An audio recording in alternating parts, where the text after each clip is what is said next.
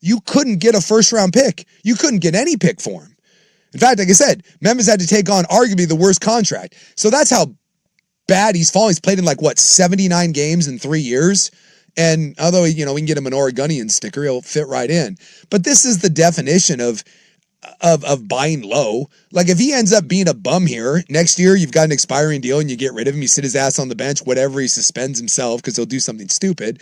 And if it works out, maybe you have kind of an heir apparent to Damian Lillard. But, this is the definition of, remember back in the day when they were collecting all those former top 5 picks? It was like Thomas Robinson and Thabit and, and obviously John Morant's had way more success than this, but you got a guy that doesn't play defense. He can't shoot, needs the ball in his hands, huge off-court problems, and he's been chronically hurt over the last 3 years, and is a solely athleticism-based player and doesn't seem as athletic.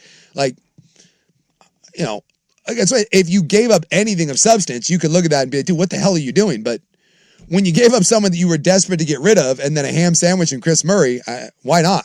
You bought a Lamborghini with a bum engine. So can you fix the engine? Great. And if not, who cares? You put it out to scrap. So I think this is a big deal simply because the name and what John Morant was 3 or 4 years ago. But I'm skeptical that John Morant ends up playing any sort of major role alongside this version of the Portland Trailblazers. Maybe.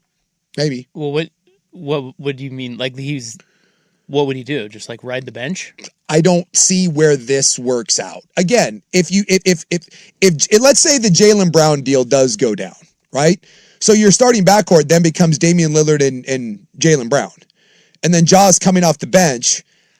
I mean, is he contrite? Is he willing to play off the bench? Is he willing to be a 6-man? Shams actually said that John Morant was excited to come to Portland. I don't know. When you're a guy that supposedly has a 2-cent head and just got told that no one really wants you and you get a second chance, you got one of two ways to go. You embrace that, you become a 6-man, and you become instant offense. It would be great if that ends up being the deal and it's Jaylen Brown and Dame in your backcourt and Ja is the 6th man. How great would it be that when you're trying to give the older guys rest, you bring Ja in for 22 minutes a night and say, hey. Can we slow that down? No, yeah. The Blazers don't have Jaylen Brown. So why don't we go off of Well, and Chris Haynes is reporting that the Blazers are envisioning Dame and Ja in the backcourt together. Yeah. So that makes Ja more wouldn't come sense. off the bench. Yeah, no, he would be the starting two. He would be the starting two. Yeah. And that makes more sense to me. I don't think they acquired. Or he's the point guard and Dame's the starting. Right. Two. I think that would be more like. But then again, this goes back to my thing. I don't love that because now we have two guards that don't play defense. You have a young guy that's hurt and doesn't play defense. But see, here's and you got an old guy that doesn't play defense. Right. You're not going to hear me bitch about that. While that is right, you're not going to hear me bitch about that because it's better than what you had. And you didn't give up much to get it. I don't know. I don't view Ja as the same as Thomas Robinson and who else did you mention? Thabit when they were collecting those guys. I don't view him like that. I view him as he's 26 years old. Maybe Damian Lillard, Jrue Holiday, whoever is here can get through to him. And you just acquired a guy who dragged a Memphis team that wasn't that good to the West semis, I think. They were the 2 seed 1 year. He won the rookie of the year. He is an outstanding scorer of the basketball. Yes, we're all scared of him and nobody wanted him because of his 2-cent brain. But again, guys do grow up. You get veteran leadership. I don't hate the risk at all. And I would imagine they didn't acquire him just to, just say, well, maybe this works. I think they're thinking, hopefully they did their due diligence on him and they're thinking he can fit in nicely in that backcourt. I think it says a lot what they think of Scoot Henderson. Yes. They're willing to take a risk on Ja and say, look, if this works out, we got a guy that's much better than Scoot. And I'm kind of on both your sides here. I can't fully judge because I don't think they're done. I think this is the preemptive move to another move. Yeah. And so on the surface, if this is all they're doing and this is where the Blazers end and they're going with the team with 4 point guards and their backcourt is Dame and Ja, that defense is going to be so atrocious. Yeah. It'll be bad. But at the same time, Ja, 3 years ago, was the heir apparent to be the face of the NBA. Yeah. That's how talented this guy actually is. He is the legitimate talent that you don't get in Portland, and Portland just got him for. Jeremy Grant was a contract that nobody really wanted, and Chris Murray, who is a role player you can find anywhere at any time. So to go out and get that talent, it's a great deal to run that risk because I don't think it is much of a risk. It's only 2 years, but at the same time, if this is the only move they make, then I'm going to have some questions. But at the start of it, like, I'm excited because it's like, wow, Portland actually made a deal for a guy who has a lot of talent in the NBA and has proven stuff that he can win on a pretty high level. I guess I split somewhere in the middle where, one, I do believe something else is coming. So I'm not judging anything. Yeah, I'm with you. I cannot judge anything right now. But I'm just not as optimistic because he hasn't been good in 4 years. 79 games, I believe, in the last 3 years. 3 years. So he has played in the last 3 years 950 in 20 games. And well, he had an elbow injury last year. yeah, and all the off-court stuff. And Literally Memphis could not. Plexico burst himself. Oh. Yes, he did. He shot himself. Memphis could not get rid of him. So right. No, nobody wanted him. So this is that. I guess that's my thing. That's why I said it's like buying a car that was once really nice. It's a piece of crap. If something happens, I will be pleasantly surprised. To me, and this is just me, I'm no NBA GM builder or anything like that. And, I just look at it and there's no downside to it, but I guess I don't see the likelihood of the upside. I'm one of those guys that believes that once injuries start to set in and really your whole game is based around athleticism and you're kind of a dumbass and the game doesn't really matter to you, very few of those guys, one, age well. Those games in the NBA don't age well. Russell Westbrook may be the exception. It's like the Cam Newton thing, right? If you're a big physical running quarterback, it doesn't age well unless you're Cam Newton. That athletic guy doesn't age well unless it's Russell Westbrook, right? He's the exception to that. Normally, once you lose a step, you don't get that step back. And when that's all you do, it's like, oh my God, like this is where this goes. And by the way, we've seen a million of these, whether it's John Wall, Steve Francis, right? We've seen a ton of these guys that once you lose the step, and you're no longer the most explosive athlete on the floor, you're just kind of a guy. You fall off the cliff there. Yeah, it's a guy that just makes a lot of money. And to me, that's what Ja looks like. But again, Joe Cronin, whoever was in there making the decision, you looked at that and you're like, okay, well, I can bet on that we can be the guy that turns that around. We can get him to care. We can get him to improve his game. And like you said, there's no better player in the NBA to probably do that than Damian Lillard. Right? Lillard's a guy that can be that guy, hopefully, to get in his ear and be like, Nike's here and be like, hey, dude, if you want to extend this career, dude, get on board. And if that's the case, then maybe a year or two down the road, like you said, you've got an heir apparent. I just wouldn't count on that. And I'm hoping, fingers crossed, I'm hoping that there are other things coming down the road because it would scare me a little bit. And that's what Stevie Woke said in there. The idea Stevie Freedom. Stevie Freedom. I think I'm Freedom today. Yeah. 250 strong. Well, Let's go. By the way, yeah. I'm trying to find something to celebrate 250 and I can't find it. It's very frustrating. I'll talk about it. But so if this is really the plan, then we're back to the Scoot and Shaden thing and you're relegated to the bench. Drew Holiday's back on the bench. So someone has to go. Yeah. You can't have five effing guards. They're not done. But like it's the idea of you've kind of built this this team right now around the idea of versatility, length, and defense, right? And you can't shoot where the damn, but like that's kind of your gig. So if this is your team, you still can't shoot a lick other than Lillard. He's like the one guy, right?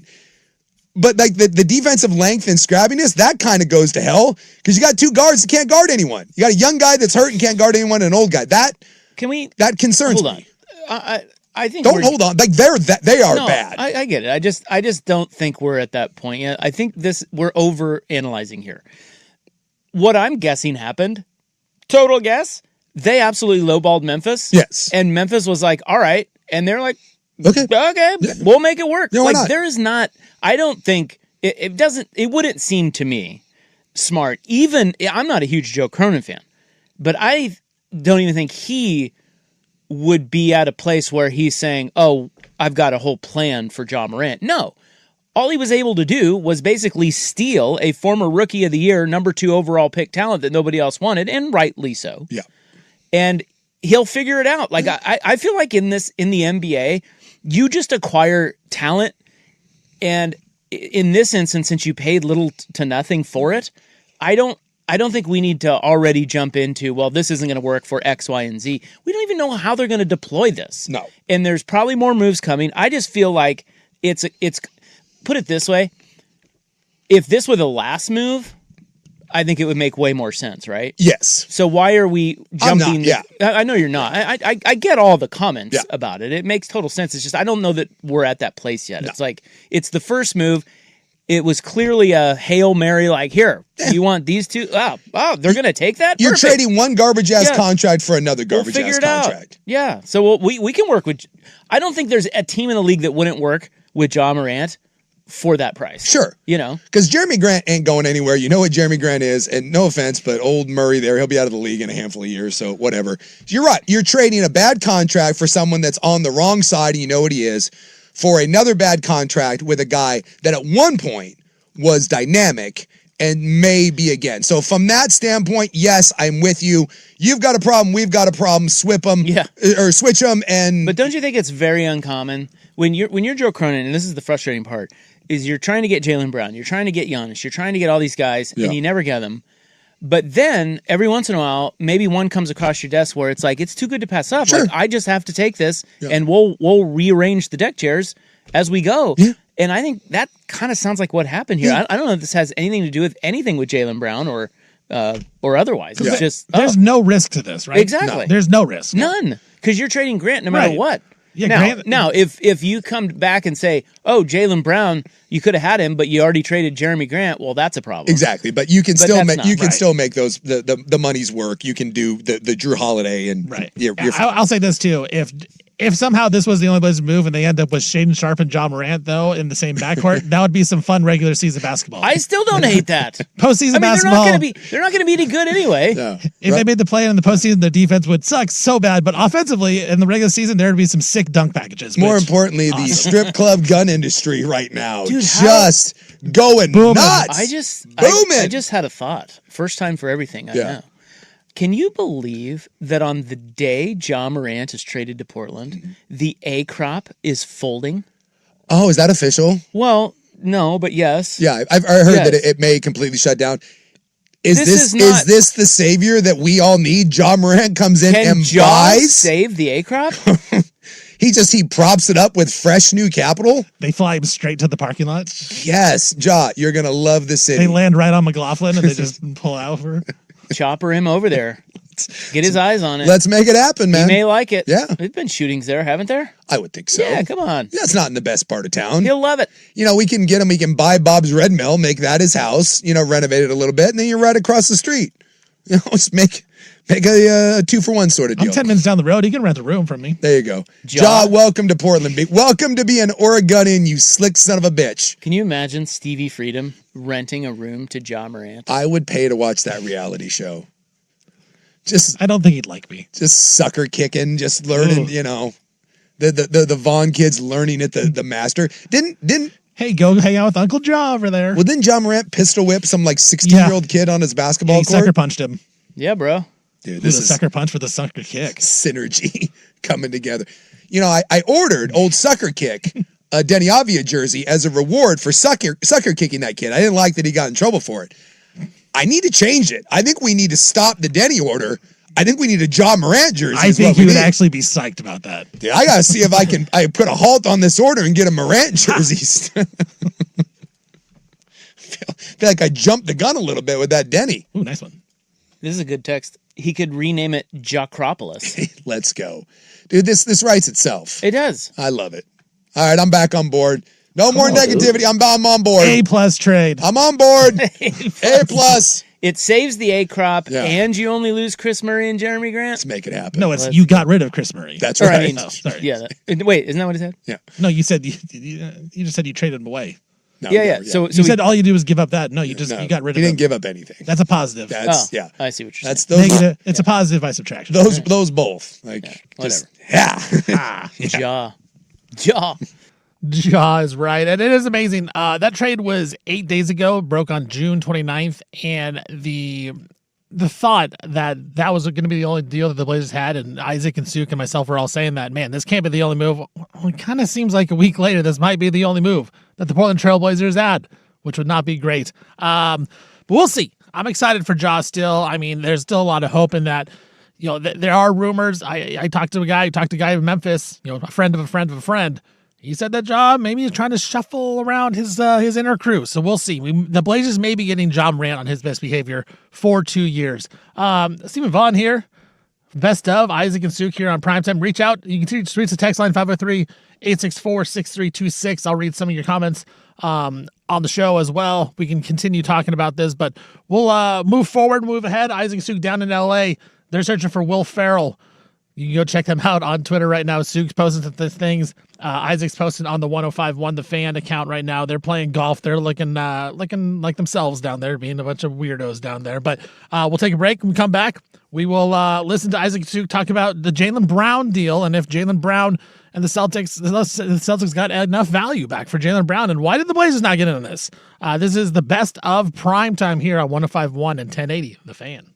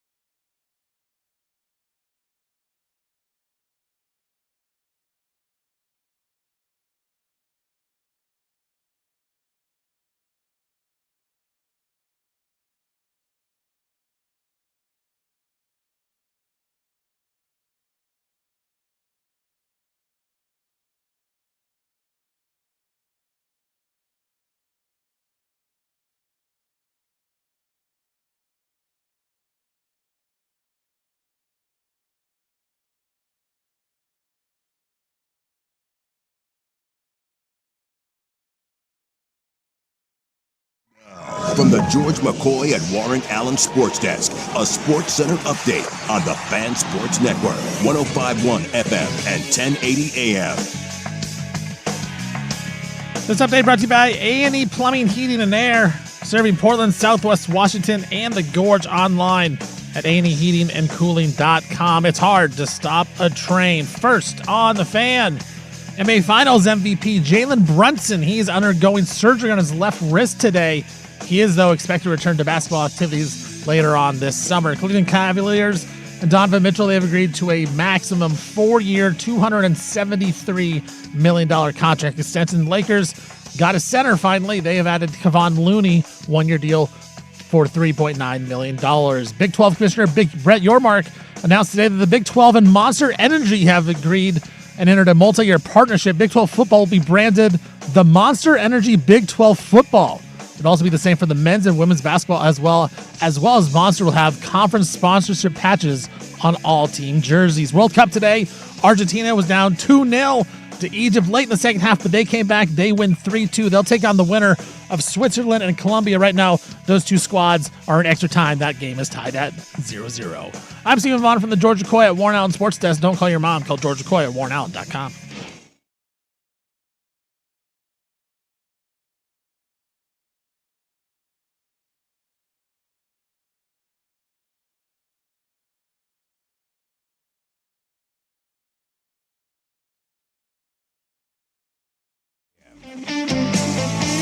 That's right, this is Primetime. I am Stephen Vaughn, filling in for Isaac Asuk. This is the best of as Isaac and Asuk are down in LA. Go check out Isaac on the 105.1 The Fan Twitter account. He's hitting golf shots. They're being crazy over there. Suk, he's posting what they're seeing as well. They're covering Will Ferrell in his new show, so that'll be fun to hear them talk all about that. Want to read the text into the show, 503-864-6326. Give some takes.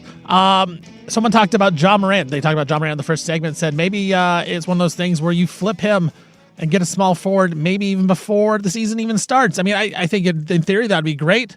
I would love it. It really seems like the Blazers are going to move forward this season with Ja, but they do need a forward, so maybe flip somebody there.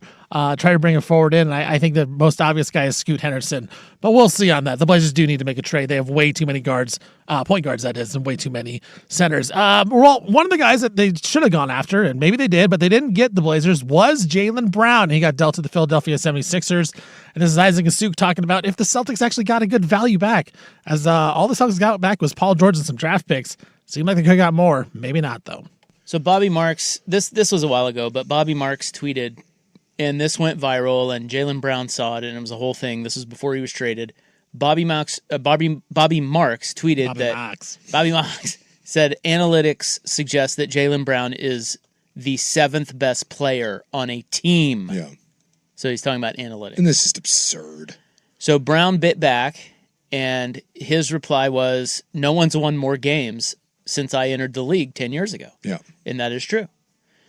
But then you get people who say, well, think about who won the most games from 2011 to 2021, 10-year stretch, right? Yeah. Probably LeBron, right? Would be my guess. No, it's Danny Green. Really? Yeah, Danny Green. Okay. So, is anybody going to say Danny Green's the best player in the league? But again, this Pointless is stat. this is a point. This is like where you do the plus minus or Well, that's it though. But that's analytics. But the bottom line is Jaylen Brown. The on-off. Jaylen Brown is either the best or the second best player on a team that makes deep runs and wins a title. Danny Green. Right. That's like you could probably make that argument about Steve Kerr. I bet you Steve Kerr, from a wins and losses standpoint in a championship, has a top 20 career of all time. Well, right. But the point is that was Jaylen Brown's argument. Sure. And it's a bad argument. Yes. So if you're going to so I guess the question I would ask you is, how would Jaylen Brown argue against his own analytics? Because the league looks at analytics, and the analytics are not good for Jaylen Brown. Yeah. So how would you argue? I would say, look, dude, I want a freaking title. Yeah, I won a title. I was the best player on a team without supposedly missing its best player. We were the 2nd seed. I'm a constant playoff performer. And look at my numbers. I scored 28, 7, and 6.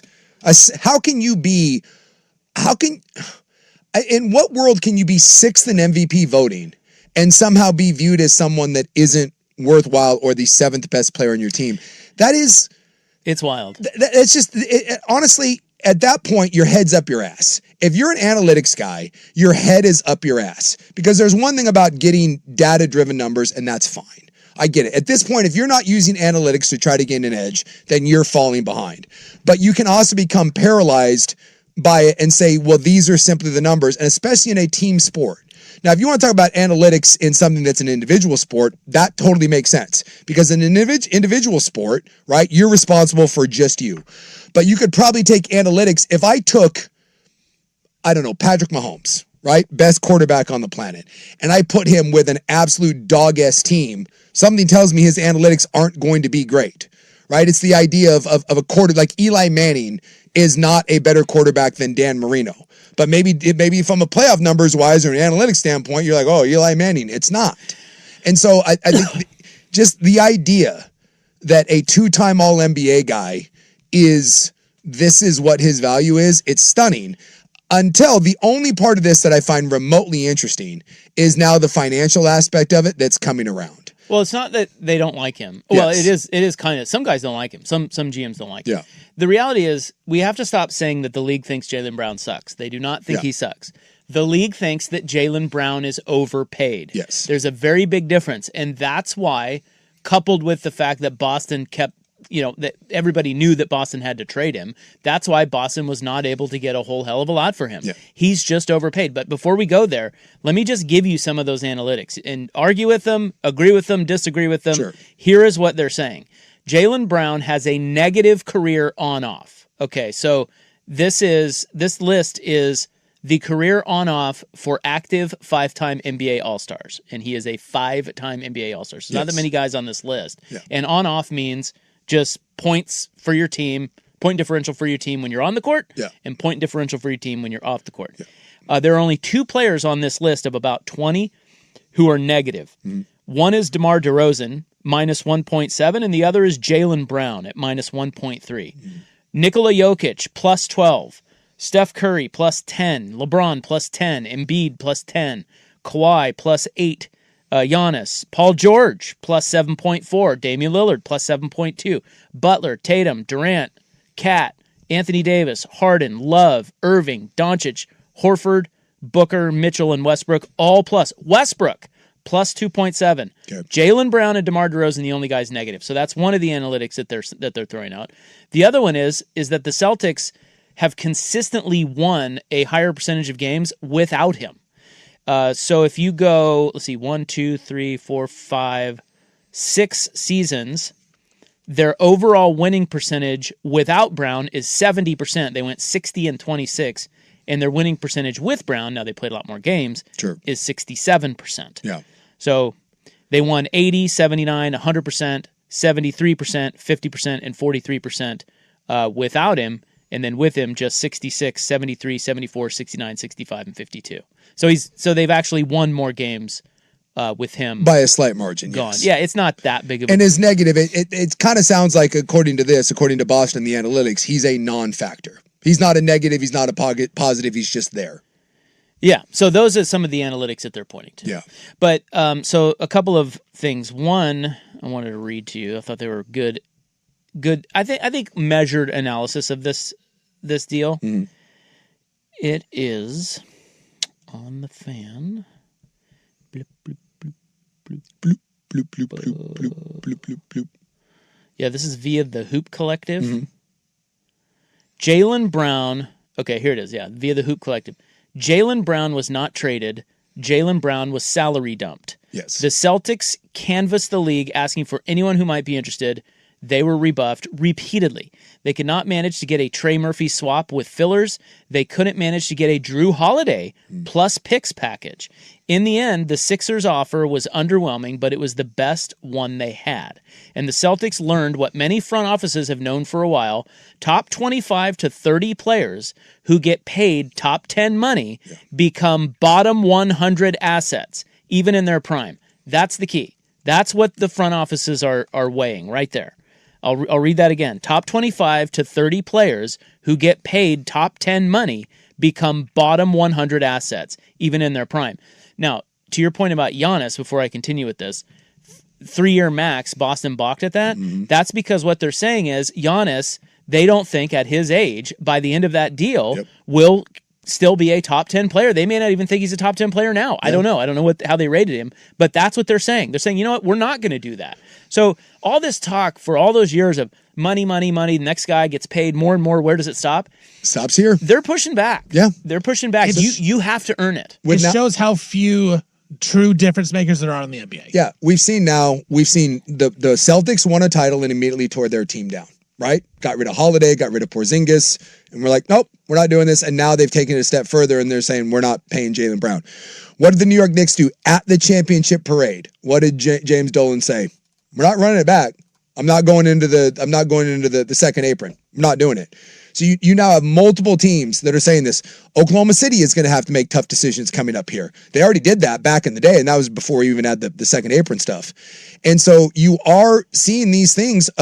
The Dallas Mavericks dumped Luka Doncic. Why? They were worried that they were going to have to give him $80 million a year a couple years from now, and they didn't think that he was going to hold up to $80 million. And Jaylen Brown has 3 years left at roughly 60 and some change, right? I think it's like 57, 60, 63. I think those are roughly what it is. And you're right. It sounds like not only that, but if you do trade a lot for Jaylen Brown, in 2 years, what does Jaylen Brown want?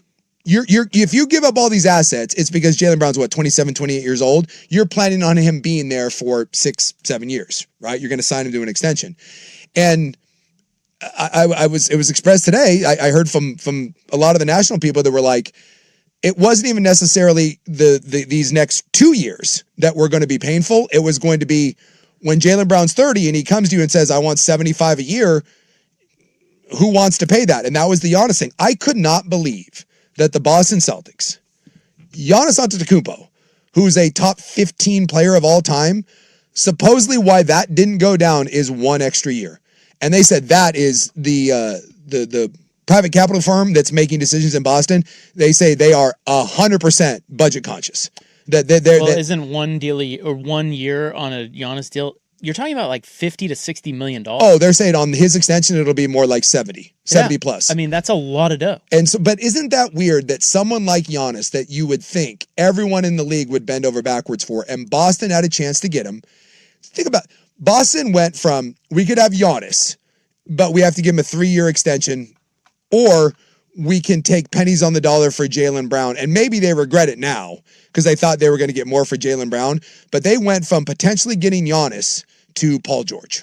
Okay, so let me finish this. So that's shocking to me. Somebody texts, so Boston bought the Jaylen Brown house without an appraisal done? Well, no. They paid him because they were in a championship window. This happens all the time where teams, they lock up the guys who won them a title. They want to win another one. So this reads, again, this is Hoops Collective. They continue. The Celtics paid Jaylen Brown for the same reason the Clippers paid Paul George. They wanted to max out the contention window for their star by re-signing their supporting cast. It's a trap many teams fall into when trying to max their contention windows. Clay got the bag post-ACL injury because the Warriors wanted to help Steph. Miles got paid so the Bucks could help Giannis. Hell, right now the Raptors are about to pay Kawhi Leonard $170+ million over 3 years to help open up Scotty Barnes' window. But the reality is grim. 29 points per game isn't enough anymore. Not without the impact, efficiency, defense, and making your teammates better. And that goes to your point, Stephen, about there's just not that many guys that should be paid top 10 money. Yeah. Brown wasn't a great defender this year. He's an aggressive but less than superstar level scorer, and at nearly $60 million a year with the analytical impact and player profile of a borderline all-star, the Celtics are betting that Paul George plus picks was worth getting off of 1 additional year of Jaylen Brown. It's not a popular decision, but it's reality. Front offices don't value him just like they don't value Ja, Trae Young, and there was one other. Who would be BL? Wouldn't that be? BL. Oh, BI. Probably Brandon Ingram. Oh, yeah, Brandon Ingram. So Ja. So they're putting him in the Ja. Because Ingram got traded. See, I find, and this is where I'll push back. I think that's insane. When you consider those 3 guys, and then Jaylen Brown, that's what they think he is. There's levels, and I'm with Sue on this. And I always say this: in the Jaylen Brown, regular season wise, sure, you could throw these analytics at me and say he's not as good as these other players. He's a fringe all-star. Awesome. I watched this guy against the Golden State or against when they won the title. He was the best player on the court. Overall, for the entire season, he was the second best player on the team to Jason Tatum. He was the finals MVP. I watched him do that on the highest of levels, and we've seen in the playoffs how high the skill level is. He can get his own shot. That is a skill that not many people can do. So yes, you can say throughout a regular 82 game season, there's going to be guys taking rests. There's going to be guys on back-to-backs. You want the efficiency. You want the analytics perfect. But when you get to the postseason, it's a different game. And Jaylen Brown is a guy that can get his own bucket at any point at the time. That's why CJ McCollum, I always say that CJ McCollum is a much better postseason player than he is a regular season player because he can create his own shot. Jaylen Brown can create his own shot, and that value can't be understated. The regular season, yes, but the postseason, you need guys to get buckets, and we see how hard it is to score in the playoffs. See, I couldn't agree more, and this reminds me of NFL quarterbacks, right? Because when you prove that you're a starter, you get paid. And this is where from Trae Young to Brandon Ingram, this is all those guys. And I'm not trying to make the argument that Jaylen Brown is Patrick Mahomes. But what I think he is I think he's Dak Prescott. And people balk at Tua, and people balk at the Daniel Jones or Bryce Young or any of these guys. And that's fair. That to me is Trae Young. That's Brandon Ingram. But you get Ja Morant. Right. But when you get to Dak, right, when you get to that level, to maybe even an extent, because that's a good one. Dak. Herbert, Dak, Herbert, I think, is viewed a step above. That's why I think Dak is perfect, because from a statistic standpoint, numbers wise, Dak's a top 10 quarterback in the league, but people look at him and they're like, well, I don't know. I don't value him that much. And, you kind of pick it apart. And I get it. You want Dak to be Mahomes. You want Dak to be Lamar Jackson, but he's not. But he's still a hell of a lot better than Baker Mayfield and Tua and Daniel Jones. And it feels like we're in this world where if from an analytics standpoint, it kind of smells like one, we're like, nope, we throw him in that bucket. And there's a middle ground. And I think Jaylen Brown is a middle ground. And the idea to me that he's not a 6'3", guard that absolutely has to have the ball in his hands and doesn't play any defense, I still don't understand how we couldn't have done a better job than that. But maybe it just came down to, again, the financial commitment and the years. And in this world where you're having to pay guys and guys don't want to, it's getting harder and harder to play two, if not three guys. And maybe that's ultimately what it was. And it sounds like it wasn't just, that's the one thing that I feel better about. It wasn't just Portland. If it had just been Portland, I would have been like, what the hell? But the fact that everyone is kind of saying this, while it makes me kind of crazy, and I'm like, oh my God, I can't believe this. Sounds like we're not alone, at least in from a front office standpoint in our view of it. It's hard for me to compute that. Well, there's a little insight into why maybe he was dealt and why for so little. Basically, Brown, he's a better player than Paul George. Yeah. But the gap, according to most front offices, is actually pretty small. Which stuns me. And they're both negative value contracts. Well, wait till Paul George plays 32 games again this year and is old and broken down. I just think if I'm a betting man, Boston's going to look like an absolute fool. Plus, I think you're going to get a Jaylen Brown FU tour in Philadelphia this year. Or I wish that tour was in Portland. He could also flame out. I True. mean, dude, he's a wild card. Yeah. And now he's with freaking weirdo Embiid. Yeah. Like that could be, I mean, it could be a disaster. How many times have we seen star players not work out with other star players? So True. It's a hard one. It's basically about perceived value. Yeah. Jaylen Brown is perceived as an elite player because they won a title, but most of the league thinks he's a top 50-ish player. It shows that sports is very much played on a piece of paper nowadays. Yes, that's right. I think that's exactly right, and that's what this is. So, and they lost a lot of trade value when he must have asked for a trade. Yeah, they burned the bridge. And so there was that right there helped too. Get very little for him because everybody knew they had to deal him. Yeah. And nobody really valued him. So what are you going to get? It's actually, you look at it that way and you go, well, wait a minute. They got Paul George and 4 picks for him. That's actually pretty good if you look at it that way. Yeah. Just still can't believe that we couldn't come up with a better package. But, Who's we? You know. You know. Are you on the payroll? We both are. Is Dundon sending you Hashtag our Blazers. Hashtag our Blazers. Exactly. Is You're he not. sending you- You're not part Blazers. Yeah, no, I'm definitely not. Never have been. Although I was called a what's the word? Listener of this. An asshat. the other day called me Chode. puppet. He called me a Dumbass. puppet. Oh, you're a puppet. Yeah. So for so many years, You I got was called just a Blazer puppet. for so many years I was just the biggest Blazers hater. Yeah. And then on one day, all of a sudden, I'm a puppet. Dumbass. It's amazing. It's amazing this turnaround. Yeah. So I get accused of being a woke soy boy, but also like a Nazi bootlicker, all in the same week. Yeah, I get that. All right, that is enough of Frank Gay's very fine services. Services were rendered today, boys. Servicing the Celtics, maybe a little It's bit. kind of the NBA in general. Servicing Jaylen Brown. Servicing analytical nerds. There you go. Oh yeah, They got They filthy. got serviced. Yeah, They got their felt. beaks got wet. That made me uncomfortable. Quite frankly, I like it. Well, I'd be too uncomfortable there with that last comment, but I stand by it, and I will not say it's bad. I think it was a good comment. The analytical nerds got serviced in that one, and yeah, Jaylen Brown heading to Philly. We'll see if it works out. All right, we'll take a break. Coming up, we'll wrap up the hour here. This is the best of prime time on 105.1 and 1080. The Fan. Dirt and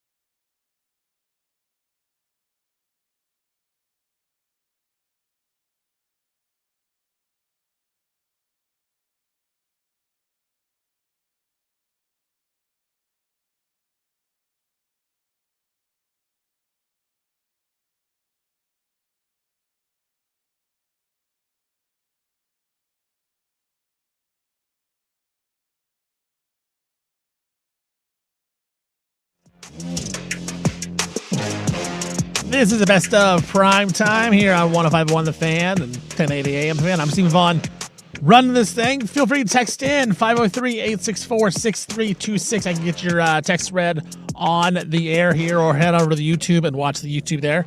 Get your takes out here. First couple segments was all about NBA free agency off season, some trades. Of course, the Blazers get Ja Morant, don't get Jaylen Brown, and Jaylen Brown heads to Philadelphia for what I still think is a smaller package of Paul George and some draft picks. I do feel like Jaylen Brown, the way the Celtics went about it, they really lost value on Jaylen Brown by kind of putting it out there that they wanted to trade him, and I think teams were afraid of it.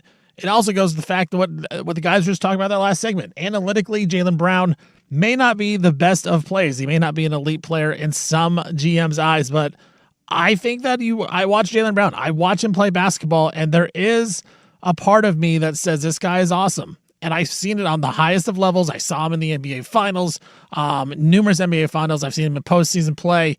Even this last postseason against Philly, he had really good numbers. And there is a difference between a regular season player and a postseason player. And Jaylen Brown isn't fully that, because in the regular season, he's a really good player too. He was one of the top guys for the MVP this year. But in the postseason, he's definitely a guy that can get his own bucket. And we saw this whole last postseason. I've seen it for basically every postseason my entire life watching the NBA. You go back to that Spurs-Knicks series. Both teams were struggling to score the basketball. The Knicks basically had to have Jalen Brunson do every single thing on every play to get any type of points. And for San Antonio, if Victor Wembanyama wasn't making shots, we saw how cold they got, especially in that game 4, I believe, when they were up by 29 points and they ended up blowing that game. They just couldn't score in the second half. And I tell you what, something that Jaylen Brown could do, he can get a bucket. He can take a guy one-on-one and he can go, whether that's a pick and roll, whether that's a one-on-one situation. He can go with that little fadeaway jumper in the mid-range. He can hit it. He can get to the rack. He can get to the foul line. I've seen him do it. So I think it was just the perfect storm of Boston kind of messing up the value, Jaylen Brown wanting to get out, and everything coming to board. And then you get the analytics thrown in there. And it made it so Boston didn't get a great package.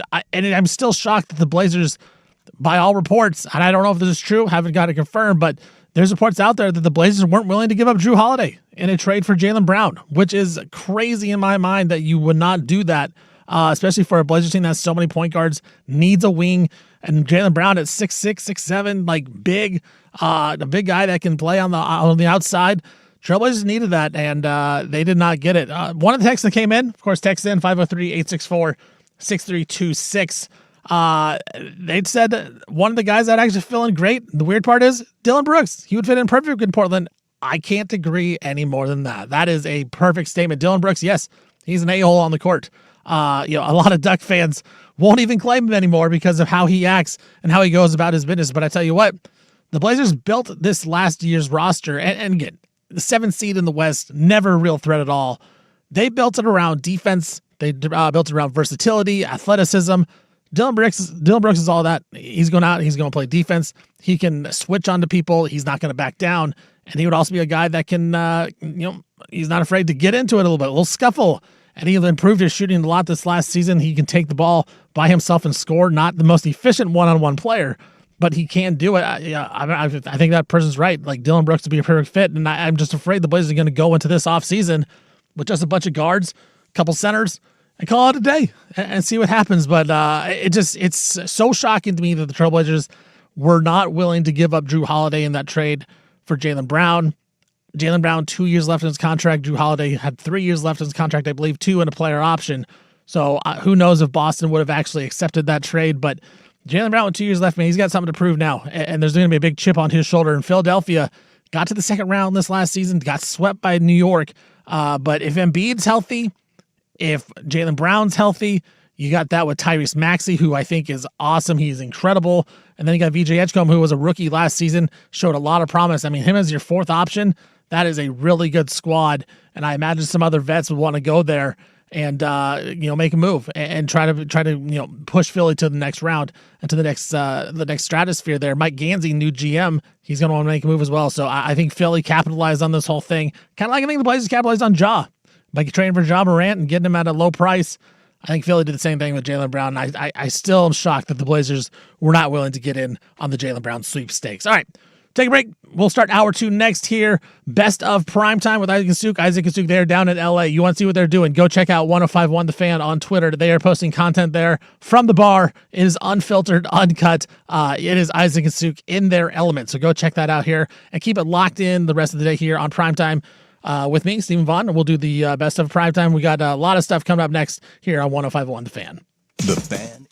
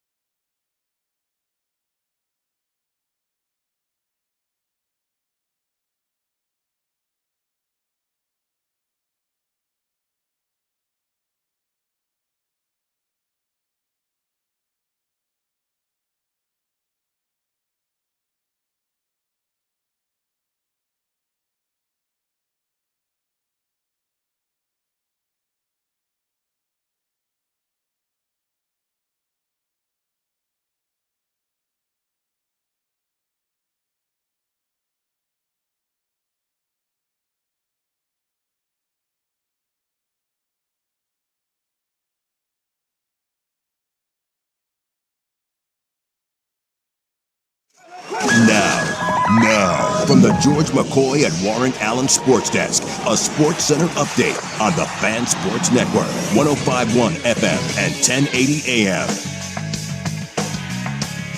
First on the Fan, NBA Finals MVP Jalen Brunson. He is going to undergo surgery on his left wrist.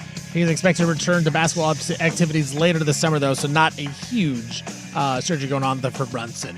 Cavs and Donovan Mitchell, they have agreed to a 4-year, $273 million max contract extension for the guard to stay in Cleveland.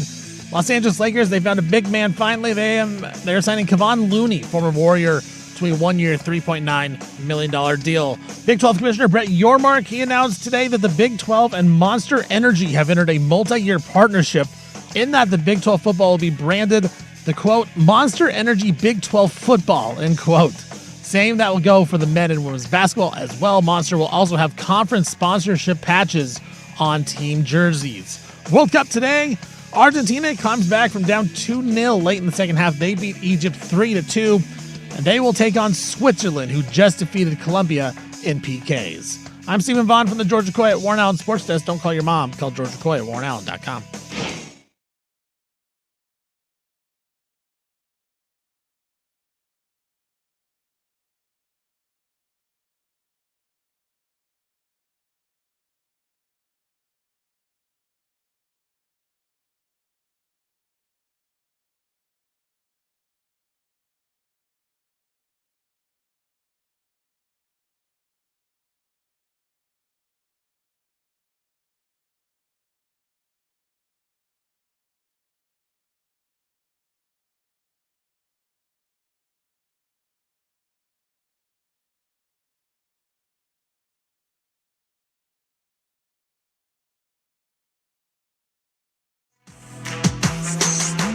Well, what's good, everybody? Stephen Vaughn here. Primetime with Isaac and Suk. The dudes are down in L.A. covering Will Ferrell in his new show for Netflix, where he is the Hawk. He is a golfer. Isaac and Suk, they've taken over the 105.1 The Fan Twitter account. Go check that out. It is very good. It is them as the devout alcoholics that they are, down to the bar, having fun, being crazy. So you want to go check out them. We're doing the best stuff right now with Isaac and Suk. And real quick, though, basketball coverage in this best of is coverage on the Fan is presented by Xfinity. Score the most reliable Wi-Fi, one price, 5 years guaranteed. Xfinity, imagine that. We've talked a lot of basketball at the start. John Morant, of course, traded to Portland. Talked about Jaylen Brown and did the Celtics get enough value for him, and why did the Blazers not get involved in that? Well, we're going to continue that. Of course, another thing that the Blazers were looking for this offseason was a new coach after they, of course, Chauncey Billups has his issues. He's not the coach. He's still technically the head coach for the Portland Trailblazers, but he is on leave right now. And then Tiago Splitter, the interim guy, he takes the job in Chicago. Well, the Blazers are looking for a new guy. They got one. Micah Nori, assistant coach for the Minnesota Timberwolves. He is the new Trailblazer coach. And here's Primetime, Isaac and Suk, talking about the Micah Nori hire and if he's going to fit with the Portland Trailblazers. So now to Micah Nori audio. Yeah. New coach. And we played a couple clips earlier. I will refrain from playing those. That was about the whole flap over his contract. Which, by the way, I thought, look that up. He handled it beautifully. Here he is. I got four over here. Right up here. Here he is with a message to you, Rip City. To this fan base, to Rip City. I finally get to be on this side of it after 28 years of coming out here and just seeing all the red, seeing all the noise, and just it's a very, very tough to play. And I look at it and super excited to be a part of it. And I can promise you that every single night, and I don't like promises and guarantees, but we are going to be a team. We will play hard for 48 plus. We're going to play smart for 48 plus, and we'll play together for 48 plus. Blazers. Yeah, he kept hitting on the... I don't know how he can guarantee that. Oh, he guarantees it. Yeah, the big one that he kept hitting on was the two things. They led the league in turnovers last year, and he was not happy about Not up in here. You got to change that.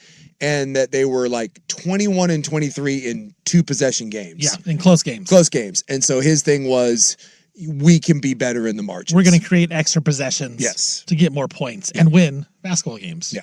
Our identity is when they come in here 41 plus nights a year with the energy we have in this building, we want to make sure that we are a physical team. We don't want to use the word by just in a relentless team where everything and make them feel it's all those things, but we have to make sure, and the great thing about this roster is we have defenders all across the board, and so defensively just picking up, being physical, not let people go where they want to go, push them off those spots, turn them people over. We have a team that should be able to create turnovers and play with greater pace. And that will be the main thing. And like I said before, we're not going to be a team that sits around and hopes people miss. We're going to force them to make tough shots where we want them to be. Offensively, the easiest way to think of it is when the clock is moving, we're moving. We're not going to take it out, look over, get play calls, walk it up. And I know everybody says that, but we will do that, and we will do it with defined spacing. We'll get to the corners, dunkers, create space for these guys, and it'll be a lot more concepts where it's not just play calls where you're going from A to B. There'll be reads, decision-making, and that will also help cut down the turnovers, which we led the league in, as I mentioned. So they will know where the openings will be, that type of thing there. We will also crash the glass, get the extra point, extra possessions, because it is an analytical game when it comes to that, as far as not turning it over and going to get second chance points. And as we mentioned, 21 and 22 in two possession games. So any place where you can win those margins, that's what it will be. Yeah, I mean, look, that's great, but doesn't every coach say every one of those things? 100%. We're going to run more. We're going to be more aggressive. Yeah. Look, all I know is he was very comfortable up on the podium. He's got a good personality. We knew that going in. I think the fans are going to like him. I thought it was a really positive message. I thought he handled himself well. Look, being able to speak at a press conference doesn't guarantee squat. But in a world of awkward press conferences, and Joe Cronin is an awkward guy at the podium, it doesn't necessarily elicit confidence when someone's very quiet and kind of stammers through. All I can tell you is I left that when I was done listening to that press conference. I was like, cool, man, I like this guy. And it got me a little juiced. And the other point he kept making was normally when you take over a team as a first-year head coach. Juiced up. There you go. You're taking over a crappy team. And he said, I'm not. I'm taking over a playoff team. I'm taking over a playoff team that's adding a Hall of Famer. So, I like, too, that the expectation is not, we'll see how it goes. The expectation is a playoff team and to win playoff series. And regardless of what you think of what's happened with the owner transition, the one thing that ownership and now the general manager and the head coach have said is this tanking youth movement, horse S of the last years, is over. We're winning. We're winning, and we're winning now. We're not sitting around on our hands. We plan on winning and to keep winning, and that is, I don't know. I love to hear that. Well, and I think you actually have a guy that is going to hold people accountable to it. I would say I don't care whether I like him or not. I don't think anyone should care about that. Just get what you just outlined, Mike and Nori, not you, but what he just outlined in his last answer. Just get that out of the players. Yeah. So I could always live with the team. Look, they're going to be limited by their talent. Yes. Okay, they're not going to win 58 games because Mike and Nori's a genius. Yeah. Okay, Mike and Nori obviously knows what he's doing as a coach, but they're going to be limited by their talent. Just lose the right way. Yeah. Or go 44-38 the right way.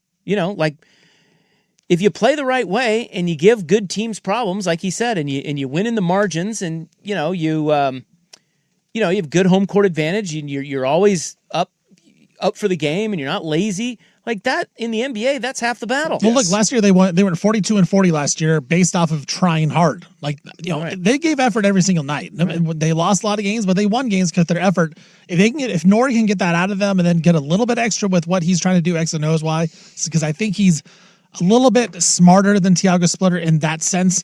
But if he can get the guys to buy in and play hard, again, it's going to be another fun season. But you're right, Rob. They are capped by their talent, which is the ultimate bugaboo. But at the same time, Mike and Nori, hopefully, in theory, has a little more juice to get these guys to run some stuff that maybe gets them an extra win or two here and there. Yeah, and there is a thing, and it does matter how they play. It doesn't, the final record may not be where everyone wants it to be yet, but how they play matters, and it gets people engaged. Like that team towards the end of the season, this last season, with Tiago Splitter at the helm, they actually got people's attention. Absolutely. And if Micah Nori does that, at least just in that first year, I think that's the best he can do. Yeah. Well, and I think you went from, like, obviously you were in the play-in and you won that. And I think the expectation should be, and we'll see what happens with the roster, right? is it Anthony Davis? Is it Murphy? Does someone end up coming in here?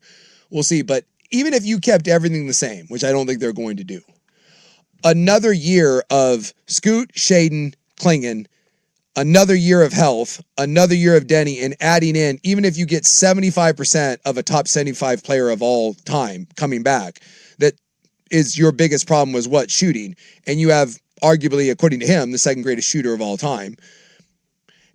I think it's fair to say that if you won, 42 games last year? 42 42 and and 40.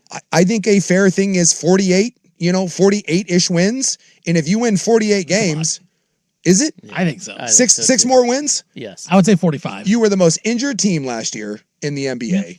And another year of supposedly the babies growing up, you would assume that they make at least one more addition to this. And again, bringing back... Well, but wait a minute. Dame Lillard, I think there should be serious expectations to be a 5 seed next year. Lillard, we don't know what he's got in the tank, and I think we're going to completely overestimate what he's going to bring to the table coming off that injury and the layoff. We shall see.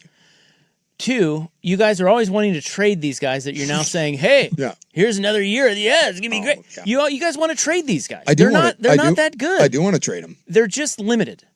So last year, Minnesota was the 6th seed. They were 49 and 33.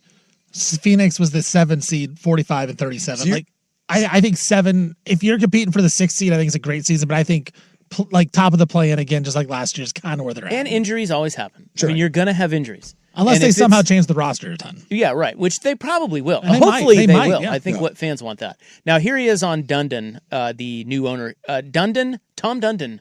Jason, believe it or not, he wants to win. What does that mean? I think, number one, when you look at what he's done with that, again, the roster with Carolina, as far as he has given them the players and spent the money to put the players on the ice and led to a champion. So he's done it. So we know that he has done that, and that is what his drive is for us. So to me, I take it as he is going to continue with Joe and his staff, allowing us to assemble the best roster that we possibly can. We have some very good contracts. We have some very good players. And we can go a lot of different ways, which is great. We control our own destiny and our own decisions, which is awesome in the NBA. And it feels good when I can go out and my staff can go out and these players can go out and only thing we're worried about is executing and winning basketball games. And it's not a thing where we have to develop this guy or do that. No. The charge has been to win as many basketball games as we possibly can. Yeah, and you can read between the lines there. He was talking about they're kind of flexible. They can make decisions on other players. Yes. And I think everyone kind of expects that. Yeah. And here he is. This is the final clip. Here he is having the time of his life. I've interviewed for so many jobs, so I think it was a total of 7. And for about 5 of them, I would assume they probably said, Micah, you are number 2. And that's taking away nothing from any other candidate. But the reason I was number 2, I didn't get discouraged, but when you get calls, hey, and I said, what is this like with this Knicks situation? Micah, you were phenomenal, but, Mike Brown, a great job. They made the right hire. Mike Brown's done it before. We've never seen you sit in that seat. Cleveland, Micah, we're ready to win, and we've never seen you sit in that seat. Everything is great, but when you slide over, everybody says that 18 inches. So do I get discouraged? Absolutely not. I don't stay in this league. You don't stay in this thing for 28 years, starting where I started, and continue to do this. I do know this. When you start in this business, it's do your job well. It's such a small way. You don't tear other people down, and you continue to work. And then the benefits and the opportunities present themselves. And that's what I have is an opportunity, thankful to Joe, thankful to Tom, to be a head coach of a playoff roster and build from there. So I was never discouraged. If anything, you get just more encouraged, and things happen for a reason. My wife always tells me that. And to sit here and say that we have a playoff roster, adding a future Hall of Famer in this great city with this fan base and the support that we get, it's an opportunity that I could not pass up, and it was ecstatic to take. That's why I get choked up, because it's better than what I could have ever imagined. I think what he's saying is... It's actually pretty neat. Awesome. What? Which one did he say? Well, we played over each other. I think he's saying this. It's actually pretty neat. I think he's saying... The Rose is awesome. He's saying the Rose is awesome. Is it weird that Chauncey Billups hasn't been fired yet? You're a loser. They did ask Joe Cronin about it. He said he just can't talk about it. This is like when you get married. Why can't you talk about it? It's like when you're planning to get married, but you're not officially divorced yet. It's like one of those things. You broke up, and then like 6 months later, you're like, oh, I'm getting married, but you not divorced. So Tom Dundon isn't cheap. He has 2 coaches. Yeah. Interesting. Ooh, Maybe that's why he has to be cheap. Is he's, breaking news. yeah, if Chauncey is exonerated because he's a good man, he would never do this. Then Never. Yeah. All right. So there you go. Mike and Nori. Yeah. Seems like a good dude. He does seem like a good dude. Let's. I liked the press There conference. was a text that said, "Where does accent go, though?"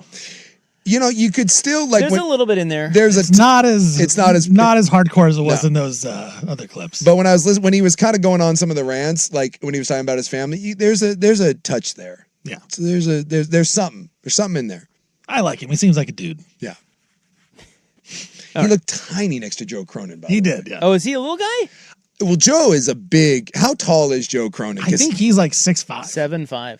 7'5". Joe Cronin is a big man, and just next to him, Mike Nori looks like a little fella. No word on how tall Mike Nori actually is. Still have not found that out. But look, I like Mike Nori. I think he's going to be a good head coach. But there's a lot of risk when you hire an assistant coach that is unproven, never been a head coach before. There is a lot of risk in that situation. We've seen, former players have come in and have not garnered respect from current players. So a lot of times in the NBA, these guys, they'll just automatically not respect you if you didn't play. And Mike Nori did not play in the NBA. And so there is that risk, but I think it's a good hire. I liked him a lot better than Tiago Splitter. I thought Tiago was fine for what he was, having to fill in a weird situation, but I don't think he was very creative offensively or defensively. From what you read from about Mike Nori, there is a lot of creative ability that he has that he showed with Minnesota as their assistant coach, their lead assistant coach. So we'll see if that translates over to being a head coach with the Portland Trailblazers. But I am very positive on the positive side here with Mike Nori as he heads into year one with the Trailblazers. Now they got to figure out what exactly the roster is going to be. Are they going to stick it out with what they got? They're going to go out and get somebody new. We will find out. But I do think it is a good hire by the Trailblazers with Mike Nori. All right, coming up on Primetime, best of Primetime with Isaac Asuk. Of course, Isaac Asuk down in L.A. They are searching for Will Ferrell. They are on the hunt for him. Keep posted on that. Go check out 105.1 The Fans Twitter account. They have taken over. It should be a lot of fun with those two guys. But coming up, we got In the News, the next couple segments, some of the best of In the News, and that is always some good stuff there. This is the best of Primetime with Isaac Asuk on 105.1 and 1080 The Fan.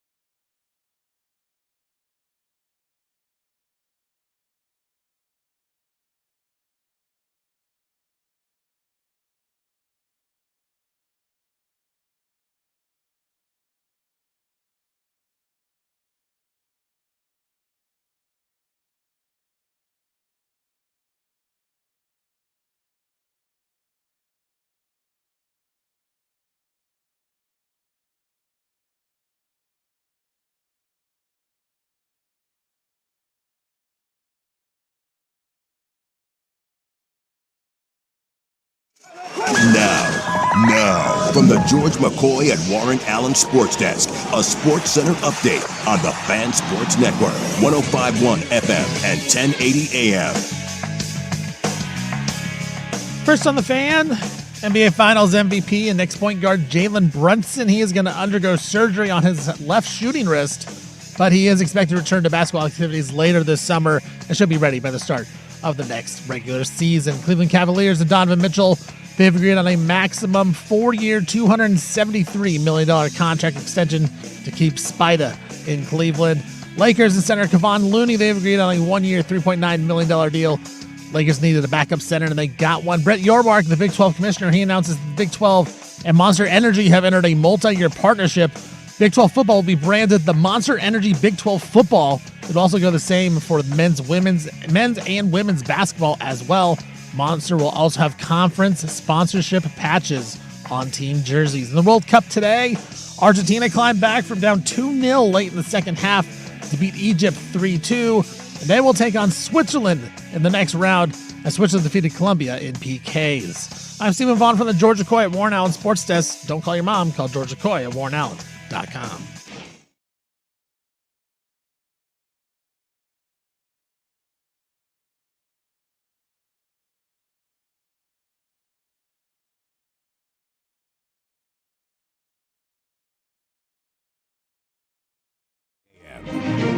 This is Primetime without Isaac Asuka. I'm Stephen Vaughn filling in. This is a best of Primetime with the guys. They are taking over the 105.1 The Fan Twitter account right now as they're down in L.A.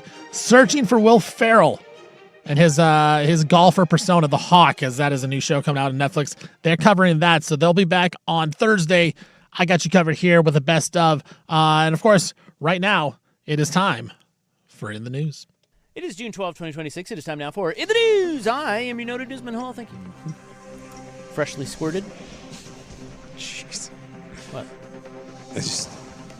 I wasn't prepared for freshly squirted. That is uncomfortable. No.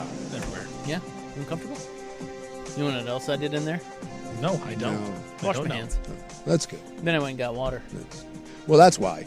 So don't act like you were late because of the bathroom. I was late because of the bathroom. That's a hand wash water problem. Yeah. See, now, this goes all the way back. I was saying, why do we have to, what happened to the water outside exactly. the studio? There used to be a water cooler here. It still is. Yeah, well, no one fills it up anymore. Cut from the budget. I don't think it was ever in the budget. Look, times are tough. Hey, it's like the Motor Center. I'm not paying for that. No.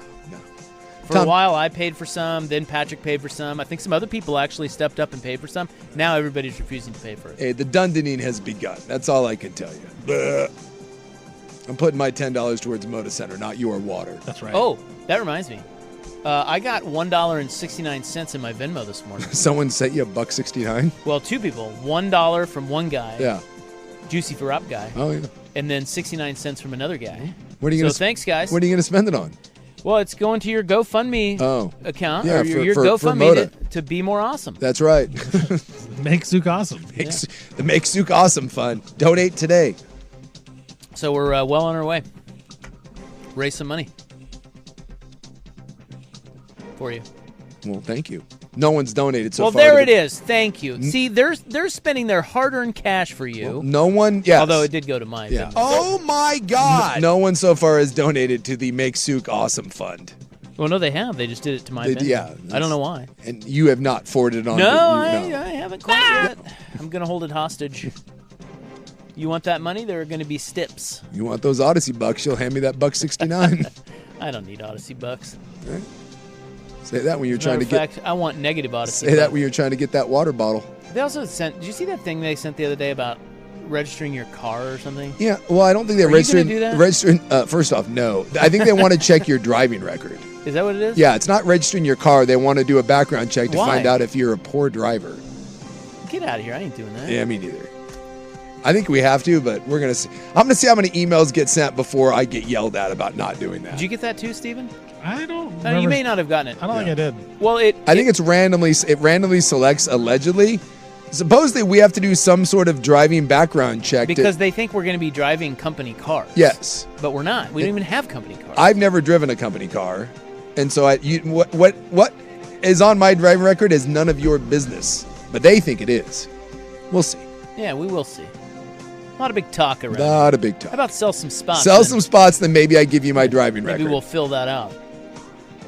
All right, there you go. Got it back up to now. It's 4:28. Now we have it's the time appropriate for amount imminent. of So that this. was bonus radio just for you. You're welcome, Ryan Cooley. Wherever he's probably at happy hour. He's not here. I can assure you of that. It is National Jerky Day. I had some jerky this morning. I did too. So delightful. Although the jerky prices, my God. Yeah, it's very expensive. Yeah, even like you go to Costco, everything at Costco should be like under $20 except the jerky. It's a rich man's food. It is like the cost of a hot tub, for God's sakes. What are we doing? It is also Superman Day. Oh, yeah, I'm pro Superman, except we haven't made a good Superman movie in like 40 years. The new Superman movie sucked. Was Superman your favorite superhero? I loved Superman growing up. More than Spider-Man? Yeah, I was a big Superman guy. Superman, Batman. Batman. But it just, we can't make a good Superman movie. Power rank Batman, Superman, Aquaman. Aquaman's the worst. That's the dumbest superhero ever. Like, what emergency is happening in the water? What? He's a little zesty. Yeah, whenever you watch those Aquaman things, it's like you have to manufacture an emergency in the water. Otherwise, you're just a dude on land with an orange suit and tights. Power rank Spider-Man, Batman, Superman. Superman 1, not even close. I'm going Batman 2, Spider-Man a distant 3. Do you think Batman has a shot at the top spot there? Because I do. Yeah, because he's the most relatable, because he's just a dude. Yeah. Well, so is Clark. No, he's not just a dude. Just a guy. But the problem about Superman is they refuse to make him super. Like, if you go watch the new Superman movie, it's just 2 hours of him getting his ass kicked. He's supposed to be this godlike figure, but everyone kicks his ass. It's like, what are we doing? It's terrible. Big Thor guy, too, shockingly enough. The best Marvel, like, of the last 20 years, Iron Man and Thor. Both of those. Robert Downey Jr. made a medium character, like, into the best thing that Marvel's done. And I love Hemsworth as Thor. Everything else, Well, as you know, we are a soccer city. We love our footy. We do. Here in town. Except footy, I always think Australian football. That's what they call it. Oh, do they? Yeah. Is that am I incorrect saying soccer is footy? I've heard soccer as footy too, but when I hear footy, I just, like, Australian rules football to me, and I think a lot of people, is footy. I've always liked physical big men. The beautiful game. Football. Well, we have a lot of soccer fans here. Plenty of places around town are changing their hours and their menus to accommodate the soccer. Great local institutions like Buffalo Wild Wings. I mean, hello. What'd they do? I think Applebee's. I don't know. I'm assuming they have. Well, that was like that. The German guy. He watched the Mexico game at Buffalo Wild Wings. I'd say Chili's, but we don't have one of those. I wish we did. I'd go there right now. So there are 5 or 6 places on this list from Willamette Week that I believe it's Willamette Week. that say where we should go watch the World Cup. I think the law firm was out at Goal today. Yeah, Goal is on here. I'm not familiar. I don't think I've been It's to. a soccer bar. Yeah, I would assume. It's on Hawthorne. And it's owned by an amateur soccer player. Okay. And it's been a real Timbers bar, I think, I would assume. since it opened. Yeah.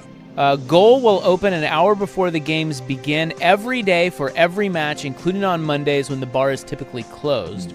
Games will be streamed both indoors and outside on the patio with service to both. There is no cover charge, so matches are all first come, first serve, and expect them to be packed 17th and Hawthorne.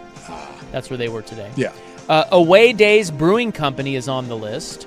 If you would like a full experience, it says here, a European-inspired soccer bar in Southeast is taking over the U.S. National Bank building for Soccer Fest. Every game during the 6-week run will be broadcast on one massive screen. Tickets are $10 per match or $450 for hardcore fans who want access to every game. The daily events will feature food, DJs, vendor pop-ups, and Soccer Fest merch. Can I not have Can I pay extra to not have the DJ there? Tables for 8 to 12 people are also available to book in advance. 1234 Southeast Cora Street, Away Days Brewing. Now, Away's Day Brewing, I know this. Away Days. Away Days. Yeah, not Away's Day. That's the same guys, because there used to be a really cool, it was called the Toffee Club, And that's the same guys. And they had an English soccer bar. And that place was pretty kick-ass. But it closed. I think COVID may have killed it. But they now do. It's those same guys. So they are full on. That's a full-blown soccer bar. At least at its roots. Because the Toffee Club was a kick-ass place back in the day. Dingo's Sports Pub, an Australian-themed and owned sports bar. Never heard of it. Is changing its hours to open for every match, 7 days a week. You can eat some Australian pub fare and catch a match on the Dingotron, the large wall projection screen for game day viewing. Okay. Never. I mean, these are all. USA is playing Australia. Yeah, but that's next Friday. Next Friday. Yeah, Juneteenth. Yeah. Legends Pub at the Axe and Rose. Legends. Have you heard of any of these? It is a volunteer-run bar located right outside Providence Park. Really? It's a volunteer? How does that work? People volunteer to work in there. And so it's free? I just show up and I sling drinks? Don't I need like a food handler's card? Boy, that's the most Portland thing ever. You just have a volunteer bar? It will stream all World Cup games. Legends inside the Axe and Rose is a clubhouse for the 107 Independent Supporters Trust. What the hell? Most commonly known as the Timbers Army and the Rose City Riveters. Okay, so that's the clubhouse for the Timbers fans and the Rose City Riveters, whatever that is. Sure. While you do have to be a member to visit, $10 day passes are available, and you can enroll for $35 a year. Inside, local beers, ciders, and hard seltzers are available for $3 to $6. Okay.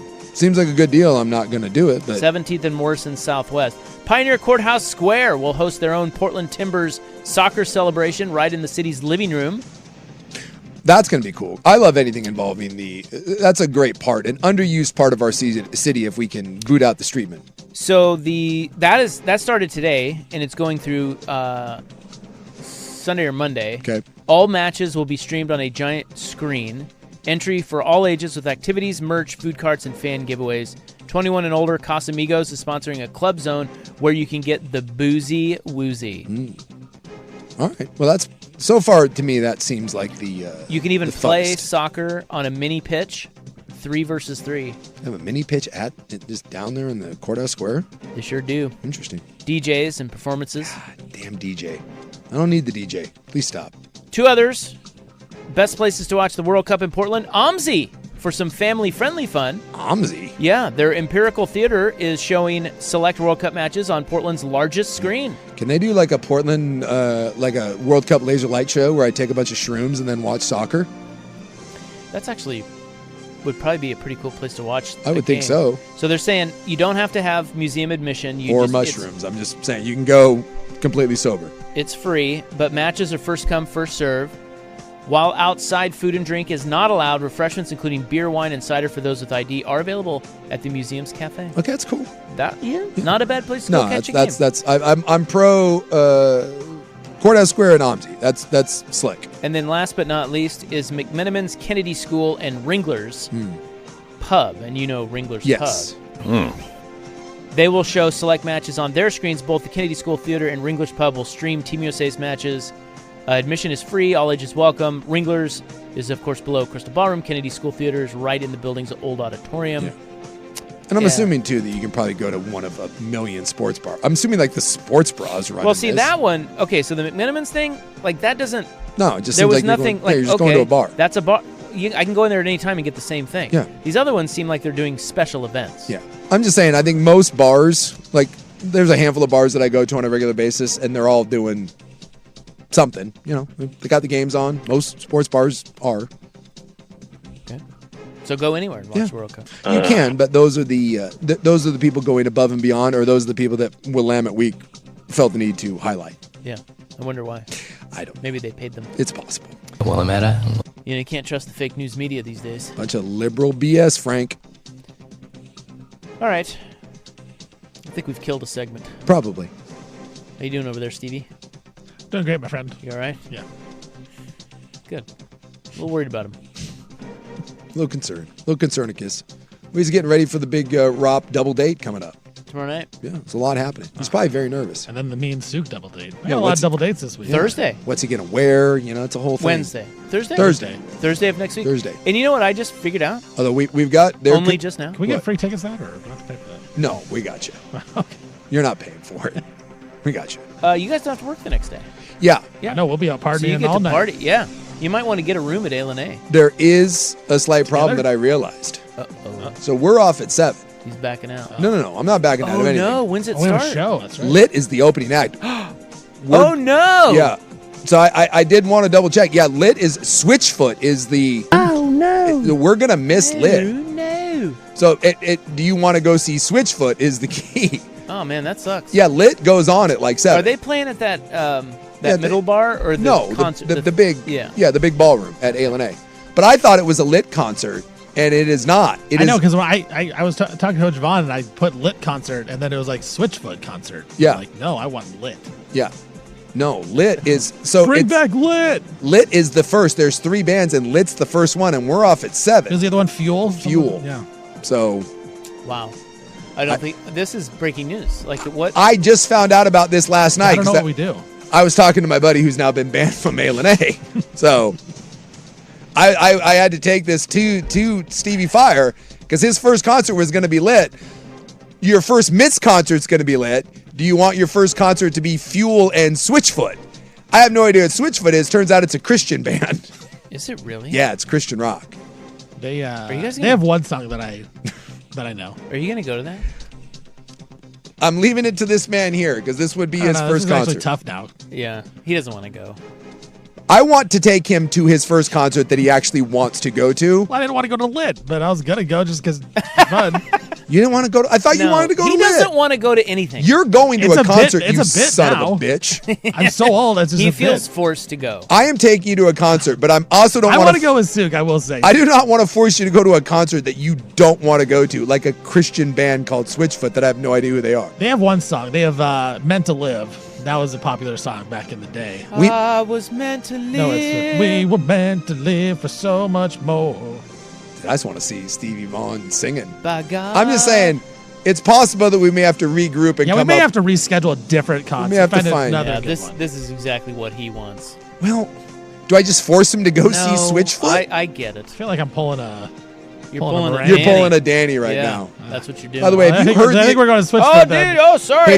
have you heard the excuse of why he's not gonna golf? Wait, the golf is off? Yeah. What the hell? It's- I thought it was only Well, potentially off. it's potentially off, which means it's gonna be off. What's going on?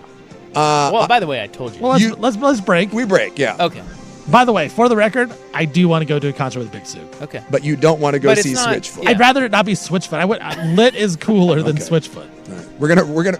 You know what? We gotta We're- look at the We're schedule. revamping. Let's We're look at gonna the schedule. revamp. I think that's a great quote. Like maybe even for a T-shirt. Quote: I do want to go to a concert with Souk. Maybe it shouldn't be Switchfoot. End quote. Just not Switchfoot. Okay, we'll break. We've got a lot to talk about. we do. Suddenly, all this breaking news There's a about lot station events. Yeah. Is the Fan Golf Classic off? I think it's still on. No one's even around here. Are we even on the air? We are on the air. I can confirm that. We did go see Lit. It was lit. Danny did not participate in the Cargo Shorts Classic, and the Fan Golf Classic was there. So I can confirm all those things did happen. This is the best of Prime Time with Isaac and Souk. Here, coming up next, we'll have another in the news segment with the two guys. They will bring their expertise going on here. Check out what Isaac and Souk are doing over on Twitter, 1051, the Fan Twitter account.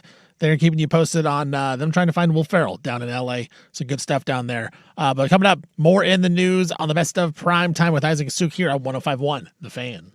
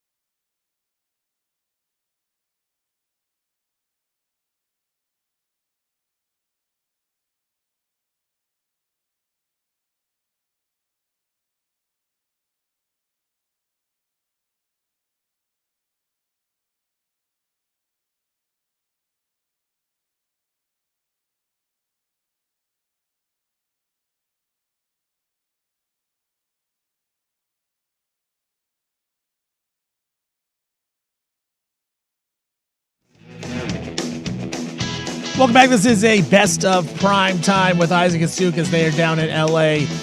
looking for Will Ferrell. They'll be back on Thursday. Right now, we got a little more in the news as we are in the news segment right now. This is in the news for June 12, 2026. Yeah, so the Lit show we're now saying starts at 8. So it sounds like maybe you guys will make. Yes. I looked it up. It said 8 o'clock. 8 o'clock. And so Lit does that is, mean Switchfoot comes on at 8 or this concert literally starts at 8? I will double check, but I feel like if that's the case, then Lit goes on at 7 and plays 3 songs. Oh, you think they go on at 7 still? Oh no, I'm sorry, 8. Yeah. Oh my God. So I think we can catch the 3-song set of Lit. Right. The opening. Yeah, and that's what we want. And that's I'll what we stick want. around for Fuel and Switchfoot, but I Okay. need to see my Lit. Yes. If we've decided that if we can indeed see Lit, we are gonna go. If we're not going to be Lit, then we will reconvene for something else. I need to be Lit. I will do further. I have sources at the casino. I will confirm if we will be able to make Lit. All right. So it's still we're still tentatively on dated. Tentatively on now. for Stevie's first concert. It was on, it was off. I think we're back on. Stevie Lit. He's not getting 2 out off, of it. 2 on, 1 off, 2 on. But the golf contest. The golf is Yeah, so hanging. what's The up with golf that? is hanging by a So thread. Juneteenth, Danny versus Joe. Yes, the golf. What are they? Cargo short. Cargo Classic. Shorts Classic. So I've been told by sources close to the tournament, aka Joe Fisher. It was set. They both agreed on the 19th. They said it's a day off. Everyone was on board. Everything signed off. Stone Creek, it was good to go. Dirt set it all up. Everything's fine. You said that this was never going to happen. And that Twice. Yes. You said this from the get-go. You said this from the get-go. Well, the first one was certainly never going to happen. No, some sort of athletic I decomp. needed the competition. route running. Yes. Route running. Yes. Oh, I would have paid. And now golf. So apparently now Danny is saying that he doesn't know if he can make it. He says it's 50-50, which means he won't. He won't do there. He won't be there.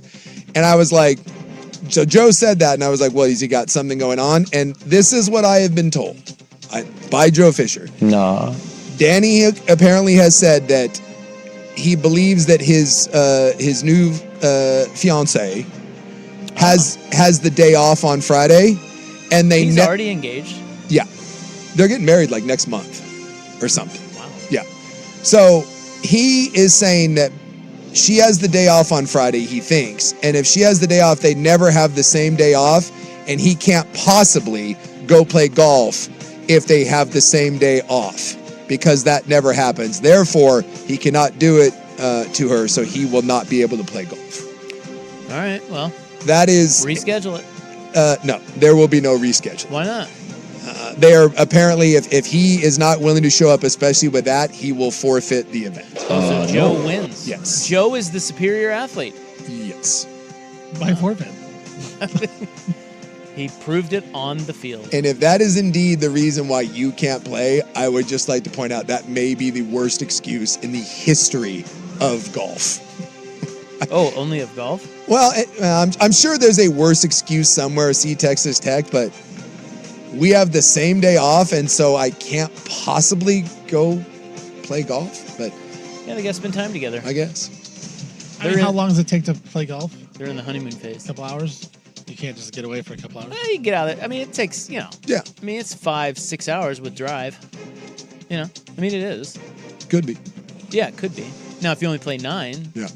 slice that in half. So we shall see. Apparently, the golf classic here is hanging by a thread. And you have said all along. Dude, this is not shocking no. at all. No.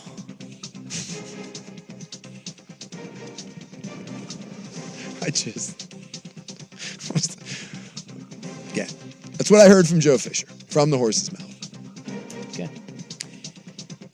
Well, things you didn't know you needed at a Best Western. Yeah. That's quality. More of a Holiday Inn Express man, but hey. How about some alpacas? At a Best, I did not know that I needed an alpaca at a Best Western. Yeah. Well, I think you've seen them. Like, if you drive through Sisters, on the left side there, right when you get into town, there's that Best Western over there. Yes. They have alpacas there. Yeah, you can stop and pet them, right? Yeah. They have a whole herd of them. Yeah, I see those when you drive by. Yeah. And I've often thought about, I like a nice alpaca sweater. So I was reading about this. They're now getting lauded nationally for this. being kind of a cool Best Western, very Oregon thing. Is there such thing as a cool Best Western? Is that a flex? Well- Hey, where'd you stay last night?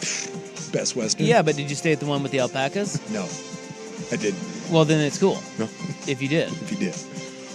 Or does that make sense? The Best Western sucks. Or does it? I don't know. If you're It's been balling on a budget, it may be great. It's been a while. But if you go to a Best Western Yeah, and there are alpacas that you can chill with, it's pretty cool. that's pretty cool. I'll tell you what. If we were staying at a Best Western and you wanted to convince me that it was a better place to stay, alpacas would be a nice step. I bet I can get on board with that. Anyway, the general manager of the hotel, his name is Ryan Lane, and he has somehow been now put in charge of the alpacas, even though he knows nothing of alpacas. Interesting. He's in charge of them. I don't think I'd want to be in charge of alpacas, but He said, "Well, I don't think there's much to alpacas. you said, I mean, yeah, They Really? just roam around. They're pretty friendly. Yeah, they just maybe I'm thinking of the problematic llamas.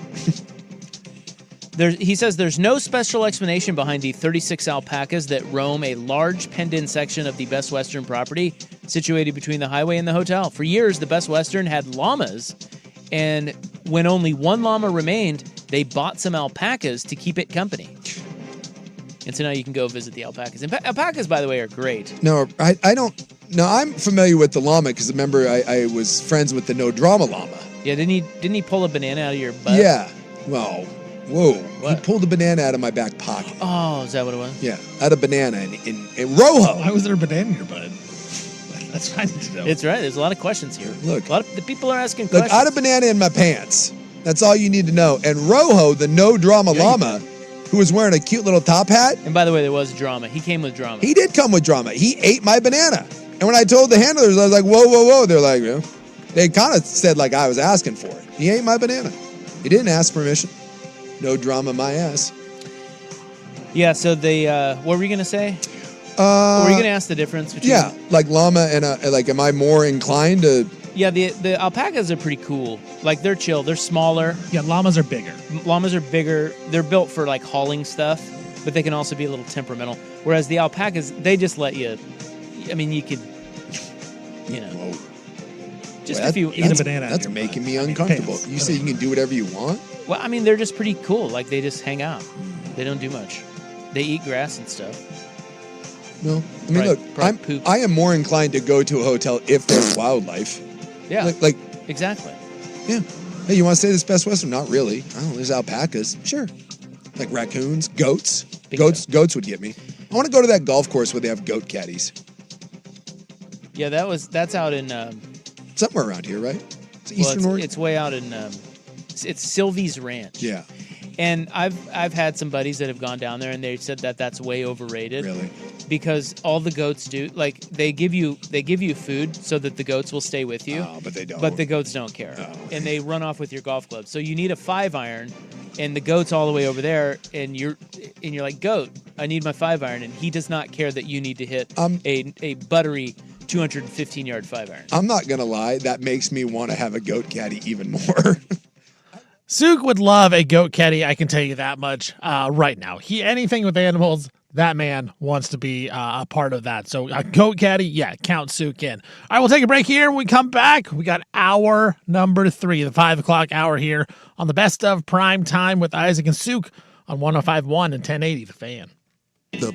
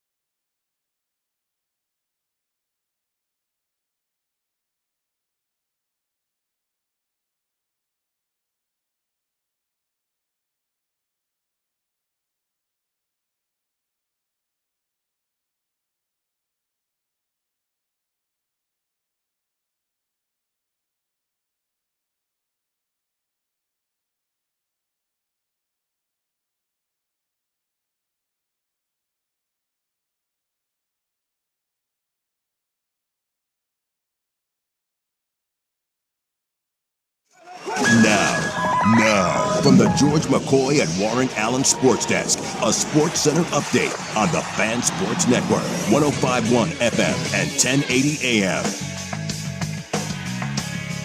First on the Fan, NBA Finals MVP and Knicks point guard Jalen Brunson. He is going to undergo surgery on his left wrist. That is his shooting hand, but he is expected to return to basketball activities later this summer and should be back for the next regular season. Cleveland Cavaliers and Donovan Mitchell, they have agreed to a 4-year, $273 million max contract extension to keep Mitchell in Cleveland.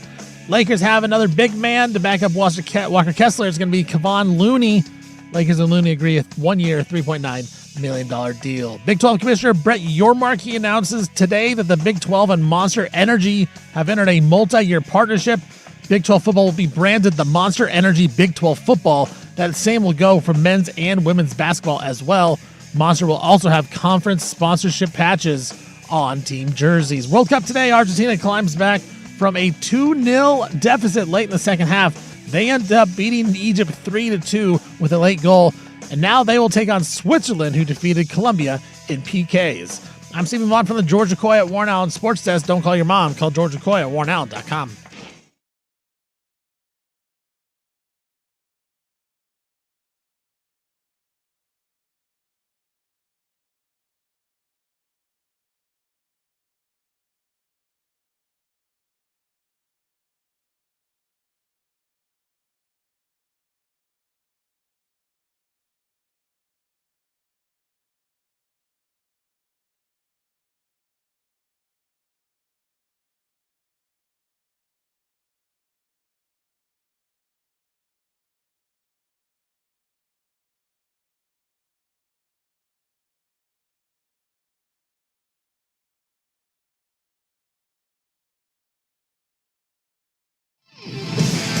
All right, what's good, everybody? Stephen Vaughn here, filling in for Isaac and Suk as we're doing a best of Primetime with Isaac and Suk right now as those two bros are down in L.A.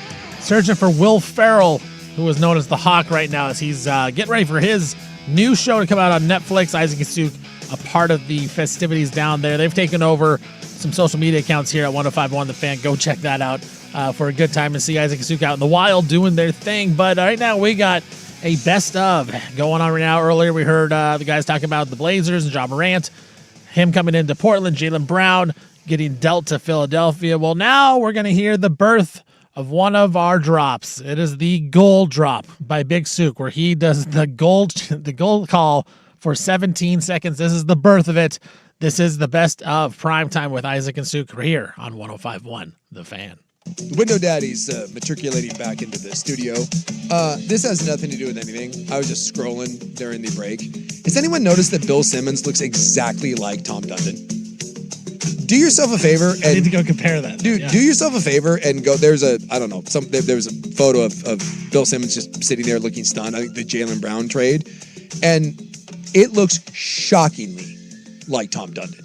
I know that relates to nothing, but it was one of those things that kind of blew my mind over the break. Now the Window Daddy is returned. Hi. Yeah, he does. Yeah. Now, Tom Dundon always wears a hat. Just throw a hat on Bill Simmons, and it's Tom Dundon. Yeah, it's just certain pictures, but yeah. Yeah. This is the one that came across. Tell me that, like, at first, I thought I thought it was Dundon. Yeah. It looks exactly like him. Yeah, it looks exactly like him. A little chubbier. Well, Simmons is living high on the hog. Where does Bill Simmons live? L.A.? Is he an LA guy? I think he's in California. Well, he's a super Boston guy, but I think at the Ringer, he was in LA. I don't know. I guess. Yeah, I think he's still in LA, but I might be wrong. Yeah, all right. What were we going to do here? I was out there talking to sales. How's it going? Well, I was late for a short break, late to come back because the break was short. Yeah. Because sales isn't selling anything because they're out there drinking beer, watching Team USA. There is a lot of salespeople, yes, doing that. That's what they're doing. Oh, my God.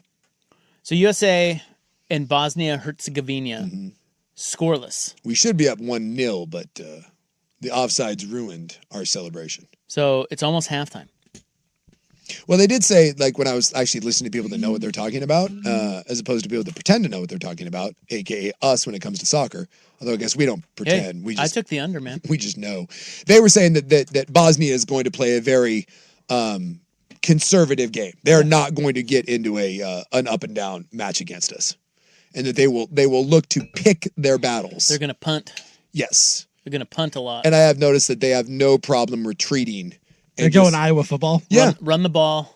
Rocco. Punt. That was like when I was watching the Netherlands game, dude. The Netherlands, the Dutch were a bunch of cowards. They did the same thing. No wonder they lost. They were just happy to sit around and wait for penalty kicks. It's not the way America plays. No. We're very aggressive, and I like that. Apparently our defense kind of stinks, though. Well, we get to play Belgium. Is that right? Belgium. Yes. Yeah. Well, if we beat the... You gotta win first. We got to beat Right. the I don't wanna jinx it. Herzegovinians. If we beat the Herzegovinians, Yeah. we will play Ooh, Belgium. I like that. The That is good. Herzegovinians. I like that. And Belgium beat Senegal today 3-2. Dramatic comeback. They were down 2-0. I would like to point out, no offsides.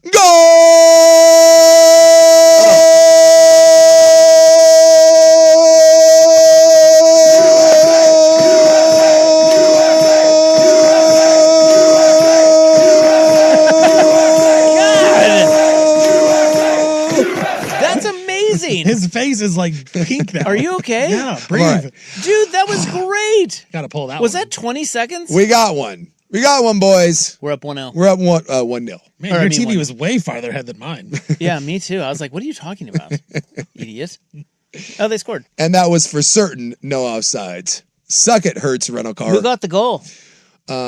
Which great American? This guy, number 20. He's the one that had a couple goals early in the tournament. And Oh, yeah. I forget how to pronounce his name. yeah. I'm not going to try. I don't know. But he's good. Nice little pass, too. Yeah. Is it Florian Yeah, I don't know. Balagoon, maybe? Yeah. maybe. Something. Plays in Monaco. Do you want to hear the, I promised this earlier. Do you want to hear the Asian fan that went to Mexico Yeah, this guy's great. for the World Cup? Yeah. And he can't believe what the Mexicans are doing when it comes to the party. Yeah, he's gone viral for this Instagram post. Mexico, you need to stop.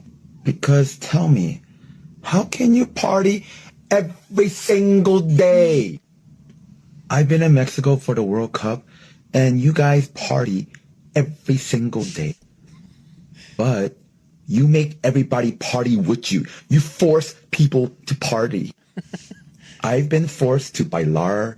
I've been forced to tomar. I've even been forced to volar. I cannot lar anymore. How are there even old people in Mexico? How can you live this long and party this hard? And Mexicans love to party so much, they party in the afterlife, and they come back to party when they're dead. That's I actually never true. want to party again. Don't invite me to any more birthdays, quinceañeras, your dog's quinceañera, nada. Because if I have to lar anymore, my heart would stop. By the way, That's awesome. what does he mean with the VARs? I've been forced to, whatever he said. So- Does anybody know what he means? Are those like I'm assuming those are celebrations because the quinceañera is No, not quinceañera. He said, Yeah, I've been forced to lar and var and scar. I don't know. Whatever he said. You didn't hear it? Yeah, Here, let me play it again. Yeah, there was like 3 of them. Mexico, Let me play it again. you need to stop.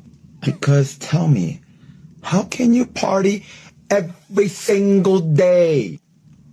I've been in Mexico for the World Cup, and you guys party every single day. But you make everybody party with you. You force people to party. I've been forced to bailar. I've been forced to tomar. I've even been forced to volar. That. Yeah, I What does cannot that mean? lar. I'm trying to look into it here.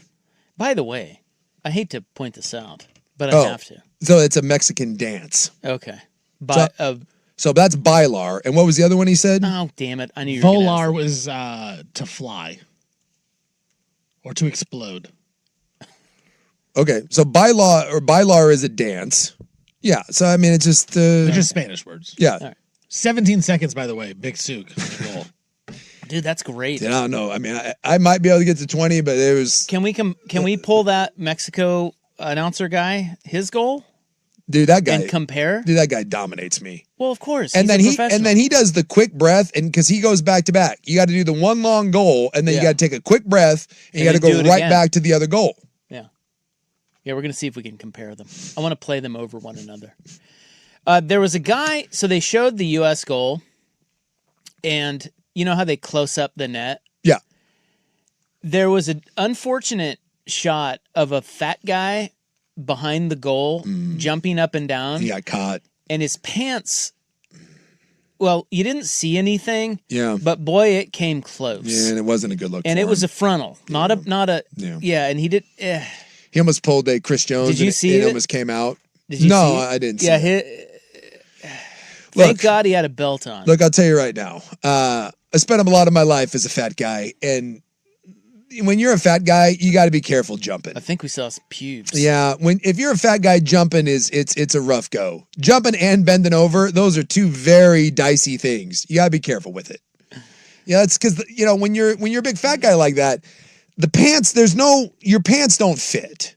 Right, Yeah, they're exactly. holding on for dear they're life. under the belly. They're under the belly, and they're only held up by the belt. And the fat guy tends to have kind of a weird ass, and so it's just that you never feel secure about the pants if you're a big fat guy. So that's a tough go. Well, I'm sorry I got to see that. And there's a lot of shaking, and it's like a 6.0 on the Richter scale. You don't want to do that. So if the U.S. wins this, has U.S. soccer arrived, or has U.S. soccer already arrived?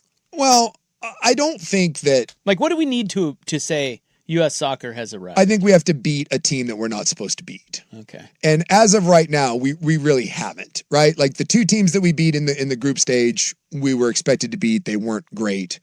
Belgium would be that. Belgium would be. So I have the rankings. But Belgium is going to be. I'll bet you Belgium is probably close to us. Yeah, they are close. So this is from USA Today. Yeah. These are the remaining teams ranking. This is not all of them, but these are just the teams and how they rank them. Argentina. They have Argentina 1. Yeah. France 2. Spain, England, Brazil, top 5. Those are the top 5. Sure. Then there's Morocco. Morocco's actually really good. Portugal, Mexico, Belgium, Colombia, Croatia, and then USA. Well, if we beat Belgium, right, and if we get through this and we get Belgium, I believe that'll be the furthest we've ever been, which would be awesome. We'd be in the round of 8. And at that point, you're playing either Spain or Portugal, or I guess you could say Croatia. You win that game and you have arrived. You are no longer just an also-ran. And I don't think you have to win. You're not going to win the World Cup. I mean, it's not going to happen. But beating someone like Spain, beating someone like Portugal would validate the fact that we have been told for years that this was coming. This generation was going to be the one that puts us over the top, because unlike past World Cups, our good players are all in major European leagues. We used to have like one guy. We'd have Tim Howard and Landon Donovan. And Tim Howard was good, but Landon Donovan was like a scrub over there. We actually have guys now that are playing on real big European teams. We don't have that singular star, but we keep getting told that this is the generation, and getting it to beat a team like that, a power, that's what we need to say that we've arrived. But I do think that regardless of what happens, I think that this World Cup has done more to grow the game of soccer in the United States than this has done. It should have They been 2-0. almost scored again. And same guy.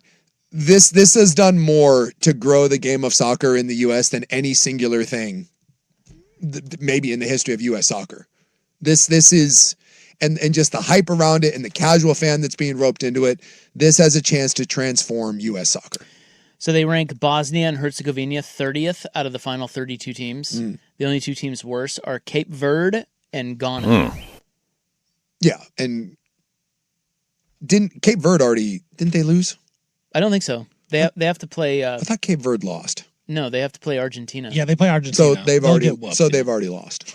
So Well, they probably shouldn't show up. No. But if they do, they're, Yeah, end on a high note, Costanza wise. There you go. We got to the round of 32. We're out. Exactly. I think they're you later. perfectly happy with the fact that they made it to the round of 32. And maybe Cape Verde was very happy, and but they put up a good fight against Argentina. Then Argentina today down 2-0 to Egypt early, actually late into the second half, and then Argentina gets 3 goals to get that win. They'll take on Switzerland in the round of 8. The 8 teams left to quarterfinals in that one. And unfortunate, talking about Team USA and the World Cup and how it could bring everyone together. Well, it was kind of a not great performance. Just like that, it was over against Belgium for Team USA as they are now out of the World Cup. All right, well, this is the best of Isaac and Suk, best of Primetime with the guys as they're down in LA. I'm Steve Vaughn filling in for them, playing this for you. Coming up next, we are going to talk about the Portland Fire. I am Stevie Fire. I love my fire. Hashtag our fire. Well, they're looking for a mascot. I think this show is onto something. We may have the best candidate in all of the state of Oregon to be the Portland Fire mascot. He's sitting right in the other room every single day from 3 to 7. You listen to him every day. So we'll listen to that segment. Coming up next, this is a best of Prime Time with Isaac and Suk here on 105.1 The Fan.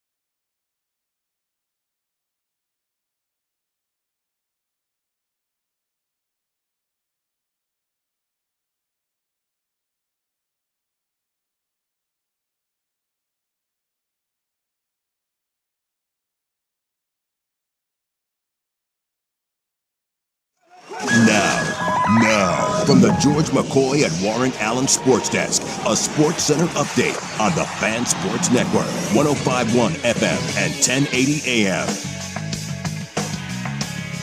First on the Fan, Finals MVP and New York Knicks point guard Jalen Brunson. He's going to undergo surgery on his left wrist. He is expected to be able to return to basketball activities later this summer and should not miss any part of the regular season in the upcoming season. Cavs and Donovan Mitchell, they've agreed to a new 4-year, $273 million max contract extension to keep Mitchell in Cleveland.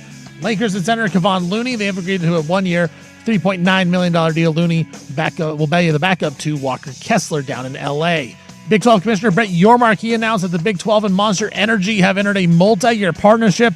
The Big 12 football will be branded the Monster Energy Big 12 football, and the same will be for men's and women's basketball as well. Monster will also have conference sponsorship patches on team jerseys. In the World Cup today, Argentina climbed back from down 2-0 late in the second half. They end up beating Egypt 3-2. An exciting one there. And now they will take on Switzerland in the next round of the quarters after Switzerland defeated Colombia in PKs. I'm Stephen Vaughn from the George McCoy at Warren Allen Sports Desk. Don't call your mom. Call George McCoy at warrenallen.com.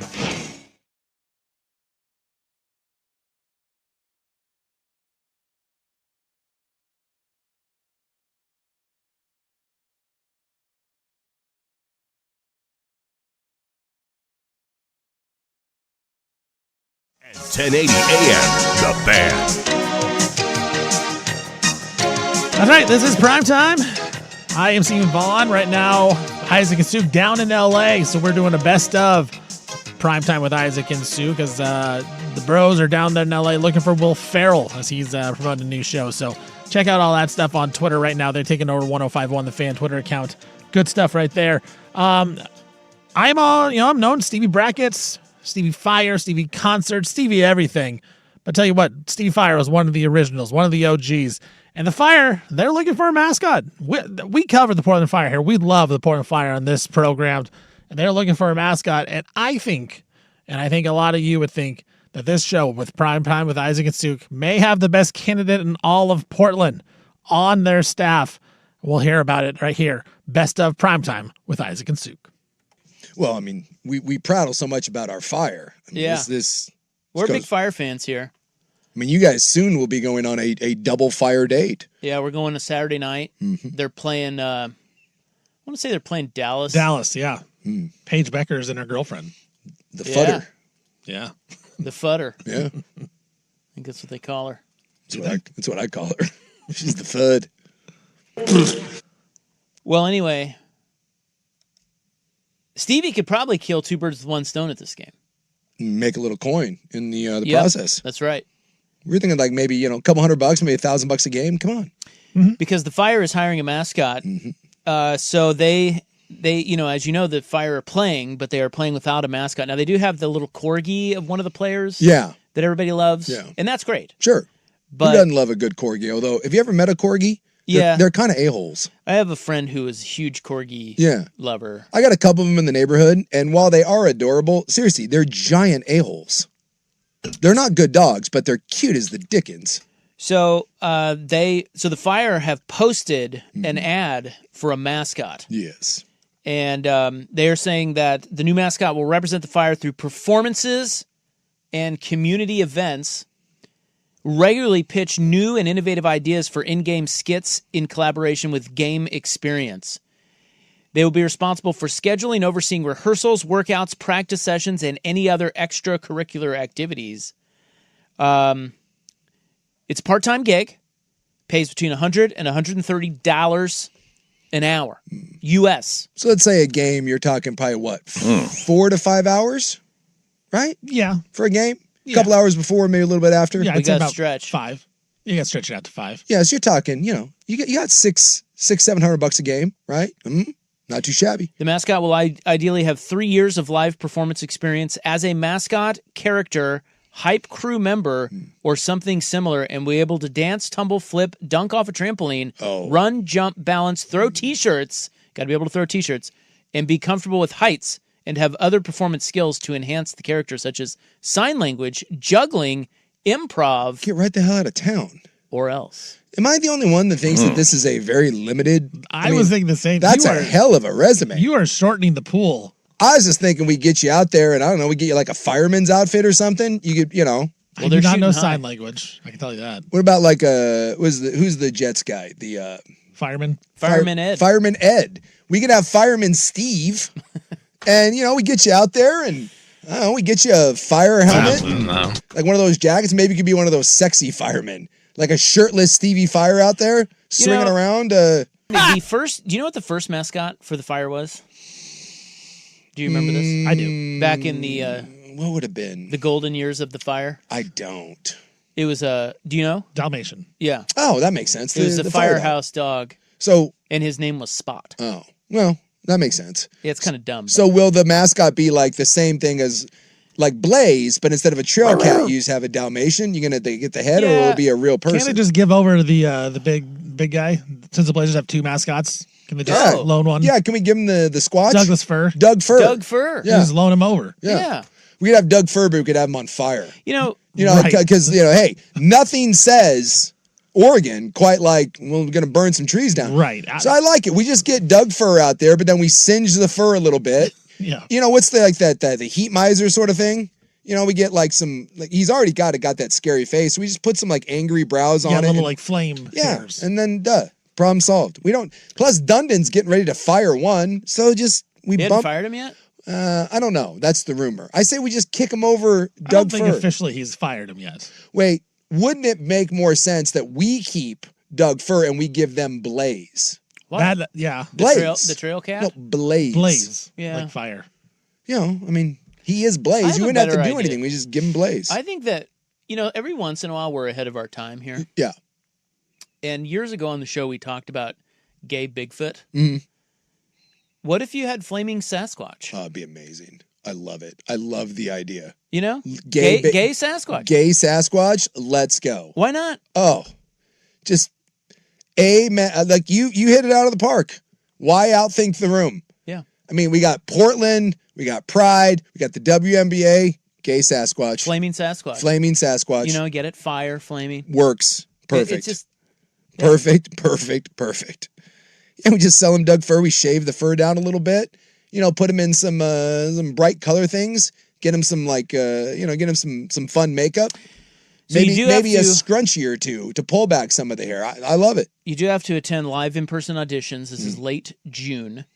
They also say that you will possess the ability to excite, motivate, and entertain a crowd. Having a great sense of humor is a must. Boy, I'm telling you, Stevie Fire. I thought you were pegged for this, but this sounds like you're a bridge underqualified. This sounds like a bridge too far. It's out of my league, bro. Yeah. Let me pitch something to you. If you had to do this, that's a lot of. I don't have any of those qualifications either. Well, I know you don't, but let's just say they put you in Flaming Sasquatch outfit. Yeah. Nobody knew it was you. No, but it was you. Sure. They hired you. Mm-hmm. You're gay Bigfoot. Gay Bigfoot. You have to make the most of it. You have to do the best you can. Mm-hmm. I can thrust. If at the you could, you could go around. You'll high five kids. You'll jump around. You'll do things. Yeah. If you had to hold down that job, let's say for 2 years. Yeah. But at the end of if you did, you'd get $5 million. Sure. Do you think you could do it? Yeah. You do? Yeah. You don't think you would be fired? Nah. Now, granted, I'm gonna have to lean into my strengths. I'm not gonna be able to juggle, but I can improv. I'll work on some trampoline stuff. I mean, what if they come to you with like, "Hey, we need you to do some trampoline flip dunks tonight." It's gonna be tough. Because they think you can do that. I got to lean into my strengths. I got to go like Philly Fanatic, San Diego Chicken. Because while I know they want the gorilla, I can't give them the gorilla, but what I can give them is Sassy Squatch. And I'll tell you right now, I'll be the sassiest son of a bitch to ever walk into a WNBA arena. Dude, I'm rainbow chaps. I'm telling you that right. That's happening. I'm throwing that on. I might have a cowboy hat on. What is that? Dude, I'm bringing the heat. And the kids and the fans, they're going to love me. Okay. I can be interactive as hell. I'm Philly Fanatic meets the San Diego Chicken meets Gay Bigfoot, and then throw in some, who's the Flyers guy? Gritty. I'm going to throw some Gritty in. I'm going to do bits. It's going to be great. What are your bits? Dude, you don't worry about my bits. You don't have a bit? Top hat full of glitter, whole thing. I'm going to buy like a Ramblin' Rod, like denim vest on, and like with buttons, I'm going to hand out buttons to the kids. Be sticker. Oh, dude, I got this. If you let me bring Sassy Squatch to the Fire games, dude, they're going to love me. Absolutely love me. I got this. Do you think you can do it, You're Steven? just going to have to limit my trampoline in juggling. Well, I know I can't compete with Sook and Sassy Squatch. There's no way I can do that. No, but I can't do that. I can't be like just full of energy for that many hours. Yeah. Cheering for people. $5 million. Yeah. You got to, I For mean, $5 million, I'd try it. yeah, I would sure. see. I'd do but it. you think you'd get fired? Yeah, I'd probably get fired. Yeah. I'd get fired too. And you know my piece de la resistance. Cape. Yeah. Sassy Squatch is wearing a cape. Well, you gotta be willing. Wouldn't you be willing to get on some like high wires? Yeah. You know, and they'll just You can zip line me yeah, around. Yeah, exactly. And here's my bit. So I know they want some of the high flying stuff. So this is my bit. I'm going to be the worst trampoline act in the WNBA. Think like Jackass style. So they're like every game, it's going to be like, oh my God, what sort of dunkies is he going to do? He's gonna dunk over all these trash cans. And He's it's just me just blowing through the trash cans. And then I'm like, and That's they're a good like, bit, actually. and they're You know like, what? Sassy Squatch. I think that might work. It would. They'd love me. Fire, don't outthink this. You need a Sassy Squatch. I got you. Yeah, the world's worst mascot. Yes, that would be my whole but thing. you'll have zest Exactly. and pizzazz. Yes. Hence, you know what I'm going to have? I'm going to have Zazzles because I'm Sassy Squatch. There's going to be like, I think like Ultimate Warrior streamers around my knees and like arms. Oh, be great. Giant hands. Tell you what, Do a little hip hop dancing. It's going to be great. you convinced me. Yeah. Did I say the pay? $100 to $130 per hour. So pretty good. Yeah. It's going to be tough, man. I'm going to have to miss some shows though, just so you know. That's all right. I have to leave. Hey, sorry guys, 5:30. I got to take off. I got to transform into Sassy Squatch. Hopefully you don't have to pass a drug test. Oh yeah, it could be problematic. Do Yeah. you have to be drug tested to be Sassy Squatch? I don't know. I don't know if that's a thing or not. I'm on a strict drug regimen. That's gonna. It's gonna. I would think of anything. I would think that the drugs help me be sassier. Well, if you want to apply, you can go to their website. You have to submit a video with your skills, and then you go to auditions. So it's lengthy. It's like American Idol. I bring out like poison waters. I'm doing collabs with different people. It'd be so good. Yeah, I don't know that he's in for that, but What? what? He'd do it. I don't know that They'd he would. do it. They. Yeah. Them, All right. them. There is. Someone said you'd be a creature of Greek mythology. Yeah, I would. You telling me the people of this city wouldn't love Wear Sassy Squatch? Yeah, I think it's just weird enough that it would work. Yeah. Find Sassy Squatch. They have tickets for you. Do like Yeah, you could do he, him on Yeah. the back of your. Yeah. They, them. Or they. That's what I meant. They, Yeah, them. they, them. Yeah. And like you find me out in the city doing stuff and like I give you tickets and like, random merch. Be great. He would be great. I really think that it would be a home run if Big Sook could be Sassy Squatch, the mascot for the Portland Fire. And I tell you what, #OurFire, a lot better than we thought they would be. I thought they come into this season they'd be really bad, and we're tanking for Juju. They're only a game and a half out of the playoff race. Maybe we need to start a playoff push here on the home of the Portland Fire. Of course, we have every Fire game here on this family of networks here. Good stuff there out of Isaac and Big Sook wanting to push Sook to be the Portland Fire mascot. I don't know that they actually have officially gotten a mascot quite yet. I think that's still up in the air. I don't know that they have one because they used to have the Dalmatian back in the day. They do have the corgi of the Post, Megan Gustafson. Her dog is kind of the mascot for now. I don't think they have a new one yet. So we'll see. We'll see if Big Sook can do that. And you want to tell you what? Fire back in action on Thursday. They're taking on the Las Vegas Aces, the WNBA champs, and Asia Wilson. Sook's back on Thursday. I don't know. Maybe they unveil Sook as the brand new mascot on Thursday from the Fire Pit at the Moda Center. We'll take a break here, and we will bounce back and come back with more best of Isaac and Sook. This one makes me mad because Isaac is making fun of Sook and myself being Blazer fans and how delusional we are of thinking that the Blazers are always going to make a move and they're going to bring in some good big-time players, and then they never do. So we'll play that. We'll play Isaac making fun of delusional Blazer fans, as we all are. If you're a Blazer fan, you know that you are going to be delusional. You're going to expect the best, and then you know the worst is going to come out. So Come back from the break here. We'll play that. This is the best of Isaac and Suk on Primetime here on 105.1 The Fan. The Portland Trailblazers.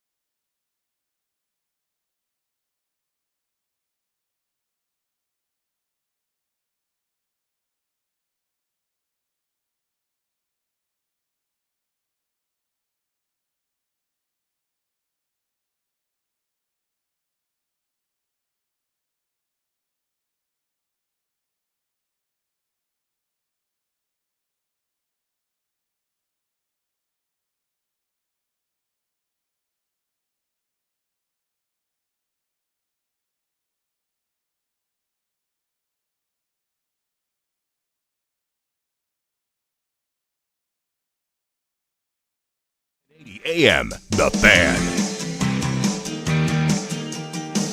All right, what's good, everybody? This is Stephen Vaughn here. This is Primetime with Isaac and Suk, 105.1 The Fan. This is the best of Primetime as Isaac and Suk are down in Los Angeles. Right now, they were, last check, they were at the bar. Not shocking that they were at the bar, but they were there at the bar having a few drinks, hanging out with the bartender, but they are on the lookout for the Hawk. They're on the lookout for the Hawk. That's Will Ferrell in his new show that's going to be on Netflix. So you'll want to keep it locked in. They'll be back on Thursday. So you want to hear all the stories that they have with them and their encounters that they're going to have. It's going to be a good one there. So we're doing a best of right now. And coming up in this next segment here that we're going to play, Isaac loves to make fun of Suk and myself for being a delusional Blazer fan. And look, I feel like, in fairness to me, I really only have one team that I root for. That is the Portland Trail Blazers. But I'm not like a diehard, I think the Blazers are going to be the best no matter what. Because, I did work for the Blazers and they did lay me off by voicemail. Laid me off by voicemail. So I will hold a grudge against them forever because of that. But I'm from Milwaukee, from Portland area. I grew up a Blazer fan. I love the Blazers. So I always think that they're going to make a move. I feel like, man, the Blazers are going to make a move this year. Well, you know what? They traded for Ja Morant. Awesome. I think it was great. It's the right move to do. You're buying low. You're trying to get an asset that could turn out to be a really good player at some point. I want more, though. This shouldn't be the only move. I'll admit, I fell into the trap. I thought, man, the Blazers have a chance at Giannis. They didn't. They have a chance at Jaylen Brown? No, they don't. Well, we'll see about Trey Murphy. Maybe they do. Maybe they don't. I don't know. Probably not. Seems like with all the news coming out, the Blazers are going to stick with the roster that they have. Hopefully not. Hopefully they make a move. But I always hold out that hope, and Rob loves to make fun of Suk and myself as being delusional Blazer fans, hoping for the best. Here is that on the best of Primetime with Isaac and Suk on 105.1 The Fan. Or have we? I haven't. I'm mad. Yeah, Go Blazers. Give it a week and both of us will be back on board. I hate it. I don't like that either. It's a negative relationship that I have. Somehow the Blazer what should I call you guys? Like the Blazer delusionals are somehow shocked they didn't get their guy yet again. They even know it. I know. They admit it. I know it's not going to happen yet. And they say a week later, I hold out hope. I'll be right back. How do you do that? I'm convinced that eventually it has to happen. You guys are amazing. Law of averages say that no, it has they don't. to happen. They don't at all. That's so wrong. Because it seems like it should be any more wrong. It seems like, yes, I'm with Suk. At some point, no, they would do it. No. What do you always say? What's the line? I'm so bad at remembering like the life lesson line. The Sukisms. But there's one that's like, it can sometimes be better. It can always be worse. Go to that one. I know. That's the one you need when dealing with your Portland Trail Blazers. Okay. I really thought okay, this. Guys. I really thought this offseason. I didn't expect Giannis. I expected something good. Well, I just expected Jaylen Brown to go for more. Like if that's all Jaylen Brown went for, yes. Like could the Blazers not have scrapped together the same type of package? If Jaylen Brown had gone for like Scotty Barnes and like 2-1s, right? I would have been like, okay, I get it. You needed a big, right? You brought him in. The guy's or like a young budding all-star. That would have been fine. But old ass Paul George and 2-1s and some 2s. Do you want me to predict what's going to happen next? Since I've been really good at this. Don't depress me more. Yeah. Okay. Are you guys ready for this? I just want to prepare. It's like this. I want to prepare you. It makes me mad because this is the only team I actually root for. Like I don't care about any other team. Well, I love the Blazers. This is going to hurt you. All right. But I want you to prepare for this. Don't hurt me. So that you're less shocked. I'm already broken. Wait until you see how little they get for Scoot Henderson. I already know that. And Shaedon Sharpe. That actually won't make me mad because they're going to get next to nothing for those guys. They stink. I know that. But somebody will buy them because they'll just like Ja, it'll be a buy low. Trey Murphy at least that would put a soothing balm. All we need is if Trey Murphy ends up in some deal with Scoot and Shaedon, me and Stevie Blazer in there will be right back to be like, now we're talking. We've been burned. So, wait. We've gotten blazed. We've gotten burned. Wait. We need a little ointment to rub on that, and Trey Murphy would do that. What? So I just told you how little they're going to to get for those two, and you immediately flip that into Trey Murphy. Yeah, he's coming to Portland. Don't you know Keep this? dreaming. That's it. We're back. Back, We're back, I'm in. baby. God, you guys are We're back. idiots. Trey Murphy's Let's coming. go, Blazers. We're back. I'm already predicting it. We're Who back. do you think I am? You guys are morons. We're back. It's unbelievable. We're gonna beat the Bosnians and the That Herzegovinians, is the and dumbest Murphy will thing be I have the ever new seen in my focal life. point. It's just so easy. I we're don't back. get We're it. fine. Okay, here's the list. Are you ready? I'll tell you right now, I didn't want Jaylen Brown anyways. He's I'll tell you right now, I didn't want him. Analytically, it's terrible. That's right. 7th best player on any team. I That's don't right. want him.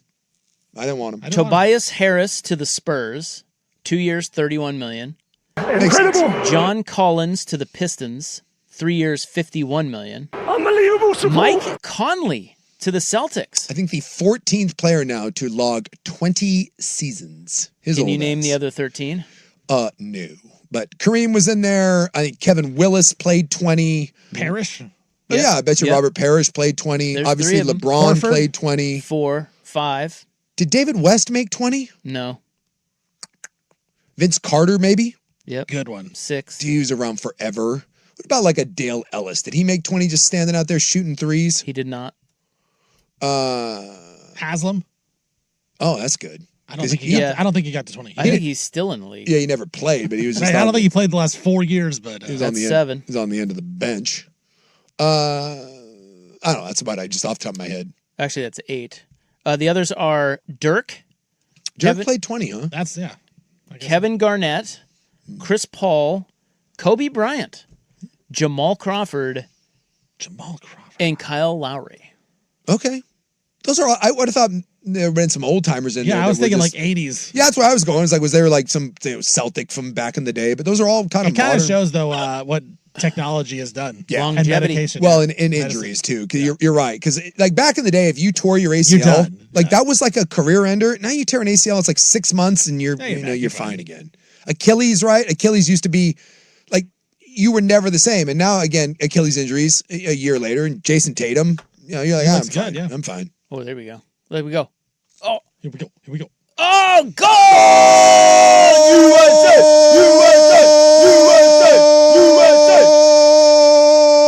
Oh, offsides. Was he offsides? Yeah, he raised the flag. Damn it. Rat. Dude, I about had a heart attack doing my goal. How do Never you mind. do That was it a for good that one. long? That was a good That one. was a good goal. Yeah. By Gosh. Suk. I like that. Damn it. Can we clip that? See how long that was. I was trying to hold it, but I was like, Offsides, huh? it's not good. The little flag went up.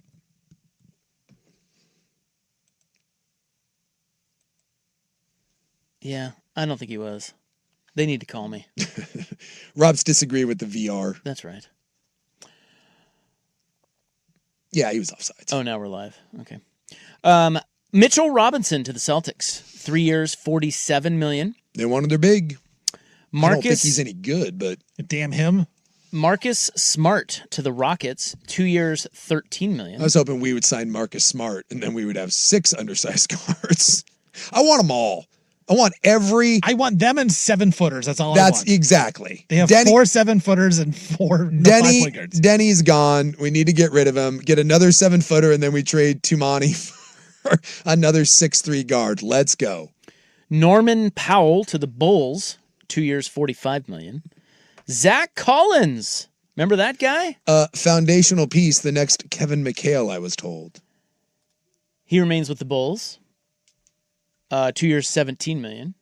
I'm sure the Bulls will be great.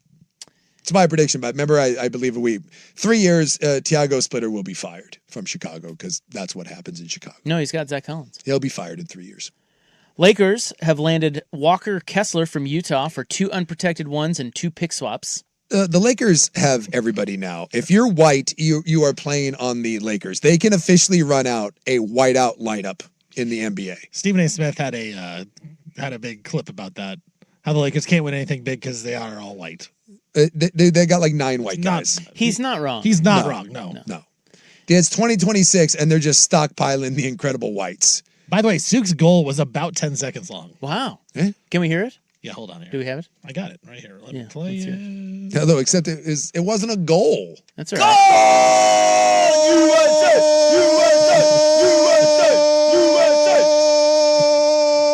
Oh, offsides. I think think I could have kept going if That you was did. good. But you hit me with the offsides, and I was like, Yeah. oh, I can't keep yelling goal. That's impressive. I'm not even mad.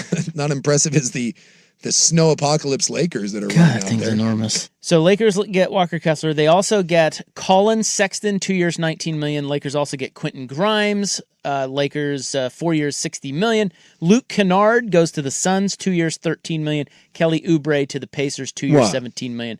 And they're saying LeBron James, one of three teams: Golden State, Miami, or Cleveland. Okay. Well, But that's not. no, that's just like that's rumor. Just rumor. Of interest, where do you go? Because I would think Cleveland's the best of those teams, and you get could he win another one in Cleveland? Because Well, what does he want? Does he want to win? I think or he does wants to win. It sounds like he's saying he might even take minimum. Because if I'll believe that when I see Exactly. it. If he wants to win, I think it's Miami or Golden State. I don't think Cleveland's going to win. If it's for the retirement tour and the nostalgia, I think Miami. go back to Cleveland. Yes, Miami would be Giannis and Bam. good. Yeah, that would be pretty fun. He can help them. he could. Yeah. I think if he's showing basketball fit, I think Miami's the best place. But if he goes nostalgia, just wants to soak in everything, like this is Cleveland. the retirement tour. This is it. I go back to But Cleveland. All apparently- three of those would be honestly. That's Well, anywhere instantly becomes super interesting. but he's interested. Like anywhere he goes, it would be Portland? interesting. He's always been really fascinated with Steph. Yeah, So dude. don't count them out. If it ends up being Steph, Jimmy, and LeBron, and if they go and LeBron takes less, and they're able to go add another old head, and Get AD. you just make one final push in Golden State. I'm not. I wouldn't That'd hate be that. awesome. It'd be fun. Worn out. 10-day contract with every team, so you can celebrate everybody. That's what I do. I think I do the rocking chair thing for him. You knew he wanted the retirement tour. The question is, will he say this is it, Yeah, one and done, so he exactly. gets the retirement? This is the question. Yeah. Is he doing this again next year? I would think he would want the pomp and circumstance. So my guess is he will probably be like, no, One this more. is it. And Yeah, he wants the tour. he wants the tour. He absolutely does. But he won't say that this year. He'll say that at the end of this year. So he gets one more. yeah, maybe. That guy ain't ever leaving. The fact that he's able to play the way he does at his age is incredible. It's absolutely incredible. Nah. Blazers, Nike, huh? No. Did you see he stopped doing the just for men too? Like, Why? well, they showed his beard at the end of the season this year, which It's all was white. no, the beard was like pure black, and now they show it, and it's Oh, it's white. Carlos now. Boozer style. it's what? Yeah, LeBron was doing the dye job, and at least he's let it go. So he thinks in the off season no one sees him, Yeah, even though he likes to put his face out there for everything. yeah. It's like whenever He in posts the, all the time. well, it's in the off season when he keeps trying to fix his hair. We're like, dude, we know, man. Just It's okay. it's all right. Boy, dude. that beard is gray, isn't it? Yeah, it's super gray. Wow. And during the season, it was very dark. So, It was the Coach K jet black hair. yeah, So when he comes back, he's wherever back to he's being at, jet black. 100%. It Or is- it's shaved. Well, that's basketball. That's basketball beard. Yeah, right. yeah. Yeah, this is golf beard. Right. Right. Retirement beard. Someone pointed out it's kind of funny because they did back in the day they did those Nike commercials where they had the three LeBrons. You had young LeBron, like kind of mid-level pimp LeBron with like the afro, and then they had old man LeBron. And he stuck around long enough to just be old man LeBron. Yeah. He looks like it. He now. looks exactly like that. Yeah. Not a big LeBron guy, but I tell you what, I am excited to see where he heads. If I'm picking on where I want him to end up, I think Golden State. I think that's the most fascinating ending spot for LeBron is to go play with Steph because, as Rob said in that clip, he's always been fascinated with Steph Curry. Like he's always been fascinated to play with that guy. We saw in the Olympics how much fun it was. I think it would be. I don't think Golden State would be a great team. I think they'd probably be a play-in team once again because the Western Conference is that good. But man, you go Steph, LeBron, Draymond, Jimmy Butler, and then if you can look to trade Jimmy Butler, like I said, the rumor is Anthony Davis. Even if it's just those four, man, you're throwing out a bunch of olds out there. Can they put it together for one more year? I think it'd be pretty cool for end of career with LeBron and Steph Curry. But we'll see. No official word of where LeBron's going as of yet. Now, we're going to head to a break here. When we come back, we got the club. As always, this is the best of Primetime with Isaac and Suk on 105.1, The Fan.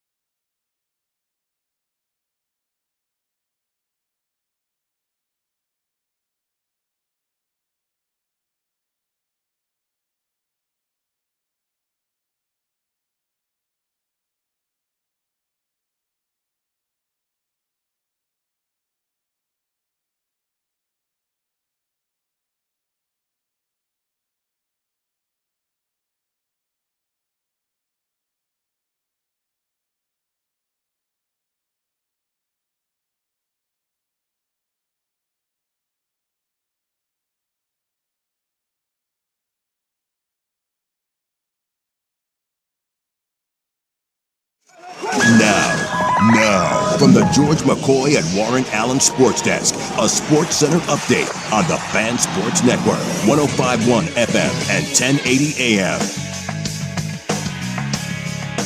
First on the Fan, Finals MVP and New York Knicks point guard Jalen Brunson. He's going to undergo surgery on his left wrist. That is his shooting wrist, but he should be okay later on this summer for basketball activities and should be definitely okay for the upcoming season. Cavs and Donovan Mitchell, they've agreed to a max 4-year, $273 million contract extension.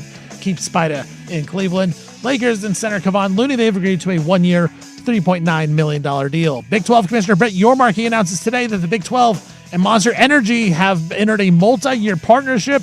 Big 12 football will be branded the Monster Energy Big 12 football. It'll be the same for men's and women's basketball as well. Monster will also have conference sponsorship patches on team jerseys.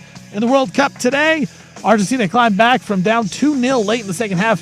They scored 3 in the second half late against Egypt to win 3-2. And now they will take on Switzerland in the quarterfinals after Switzerland defeated Colombia in PKs. I'm Stephen Vaughn from the George McCoy at Warren Allen Sports Desk. Don't call your mom. Call George McCoy at warrenallen.com.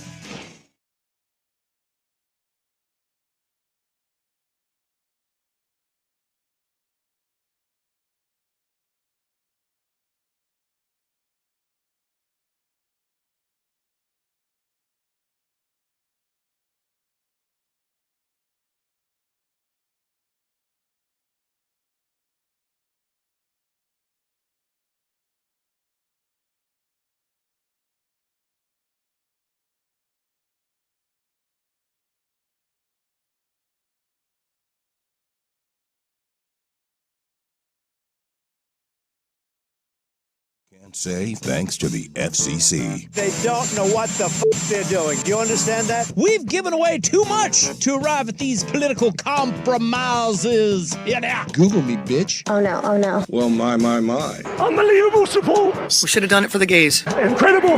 That is the dumbest thing I have ever seen in my life. Stop being a douche. Dinosaurs are awesome. Okay. Watchdogs over the Metropolitus. It's time for the club, baby. On 105.1 and 1080, The Fan. Bitch. Hoo-wee. I'm going to shove a burrito in my ass.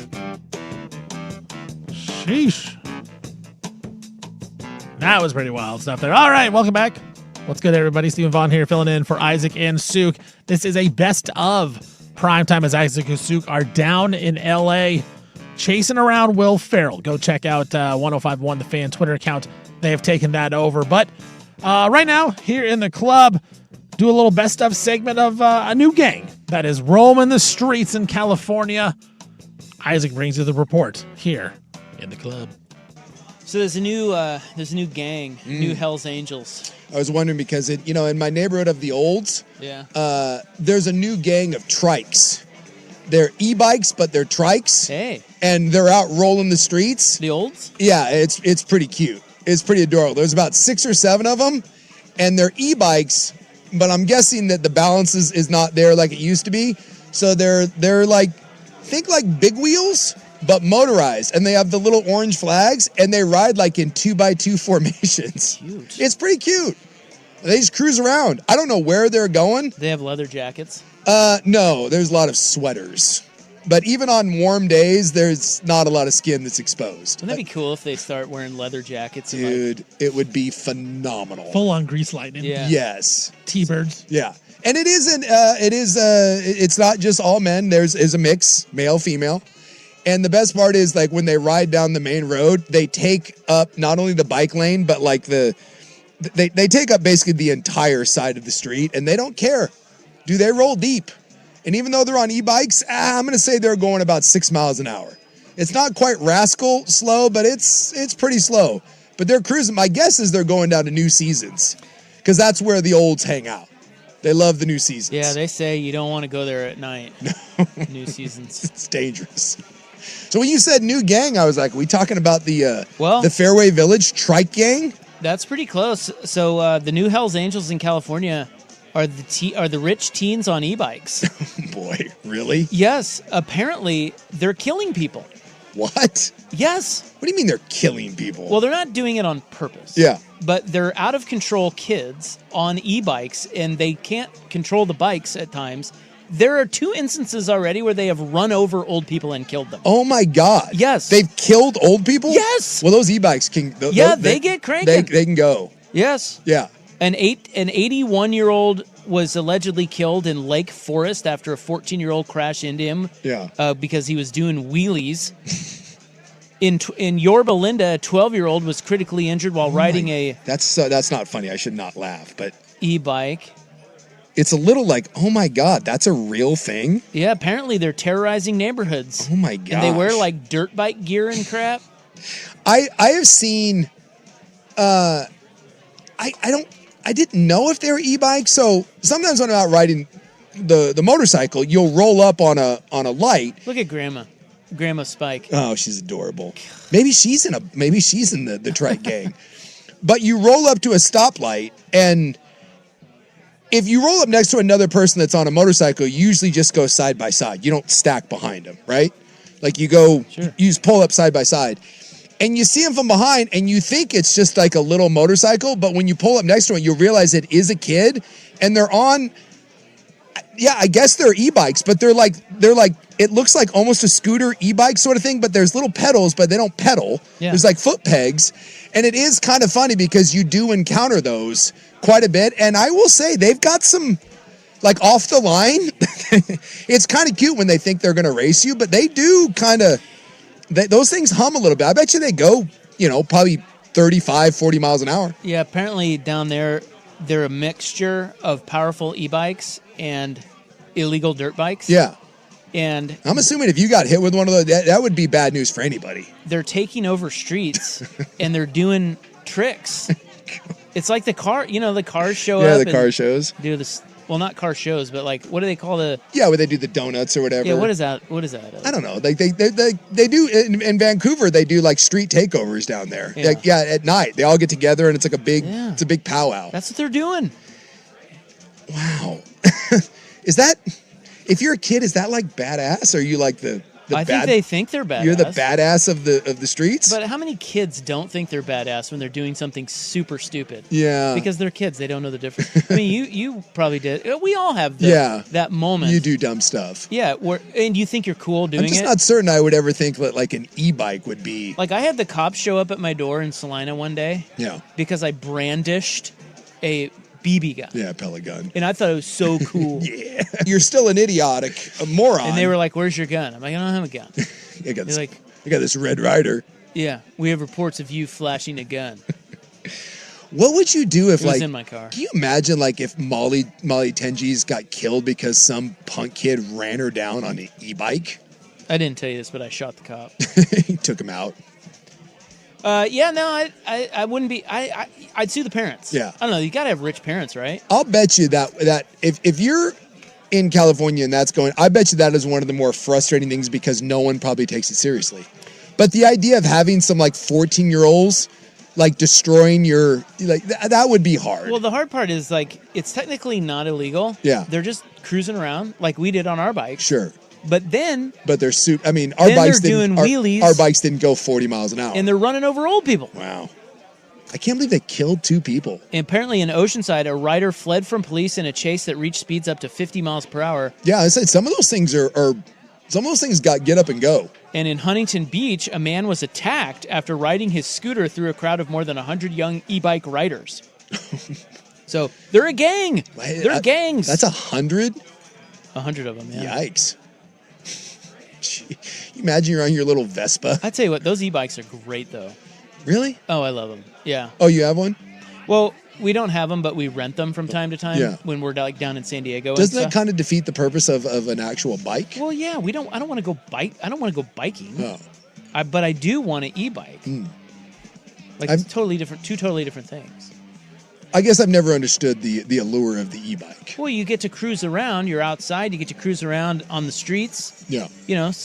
Stop and go. You don't have to look for parking. Like you're just cruising around downtown or Coronado Island or whatever, and you don't have to worry about the exercise part of it. It's great.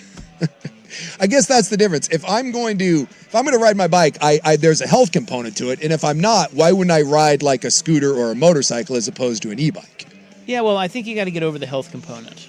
You got to take that out of it. Well, yeah, it's just a bike. But you still pedal, so you think you get some exercise? Or do you just put your feet up and go? No, you get some. You get like some. You don't have to. You don't have to be in turbo mode. Yeah. The whole time. I've never really been on an e-bike. So you do pedal, but Yeah. you don't get. I mean, you get maybe. I mean, we rode all the way down the Embarcadero in San Diego. Like, dude, we rode miles. Yeah. And afterwards, You're not tired or anything. I mean, I was a little tired, but I would say it's like maybe 20% of normal. Yeah, I guess. You know? Yeah. I just would always be like, if I was going to do that, I would just get an actual motorized vehicle as opposed to just being on a bike. Because on those bikes, you can't be on the sidewalk or anything. Anyways, you still have to. Can you? Yeah, you can. Yeah. Yeah, I mean, there are some areas. It depends on where you are. But there are some areas. And look, when you're in a gang, you can do whatever you want. I guess. I'm saying like the street takeovers. Yeah, he said like, yeah, this guy did street racing, but it wasn't in popular. On e-bikes? No, I guess he was like the street takeovers are real. Like people do them with race cars, people do them with motorcycles, and now people are doing them with e-bikes.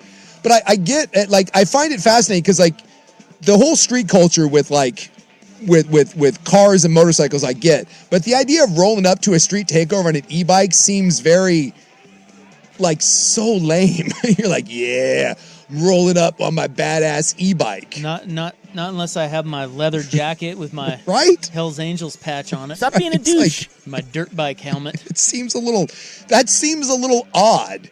That you're just like, you're literally on a child's toy. Like, yeah, this is hard. Oh, that seems like an odd flex, as opposed to like you mentioned, like if you show up to Sturgis, like I would love to see those kids roll up to an actual motorcycle rally, like on their e-bikes. Like, what's up, boys? Sort of gang you in. Check this out. Phil's got some room for some e-bikes. I will say the vast majority now when I ride around, because I don't ride in Portland anymore. But when I ride around Vancouver, I would say that more than half of the bikes I see out on the road are e-bikes. Yeah. There's a lot of them. Oh, yeah.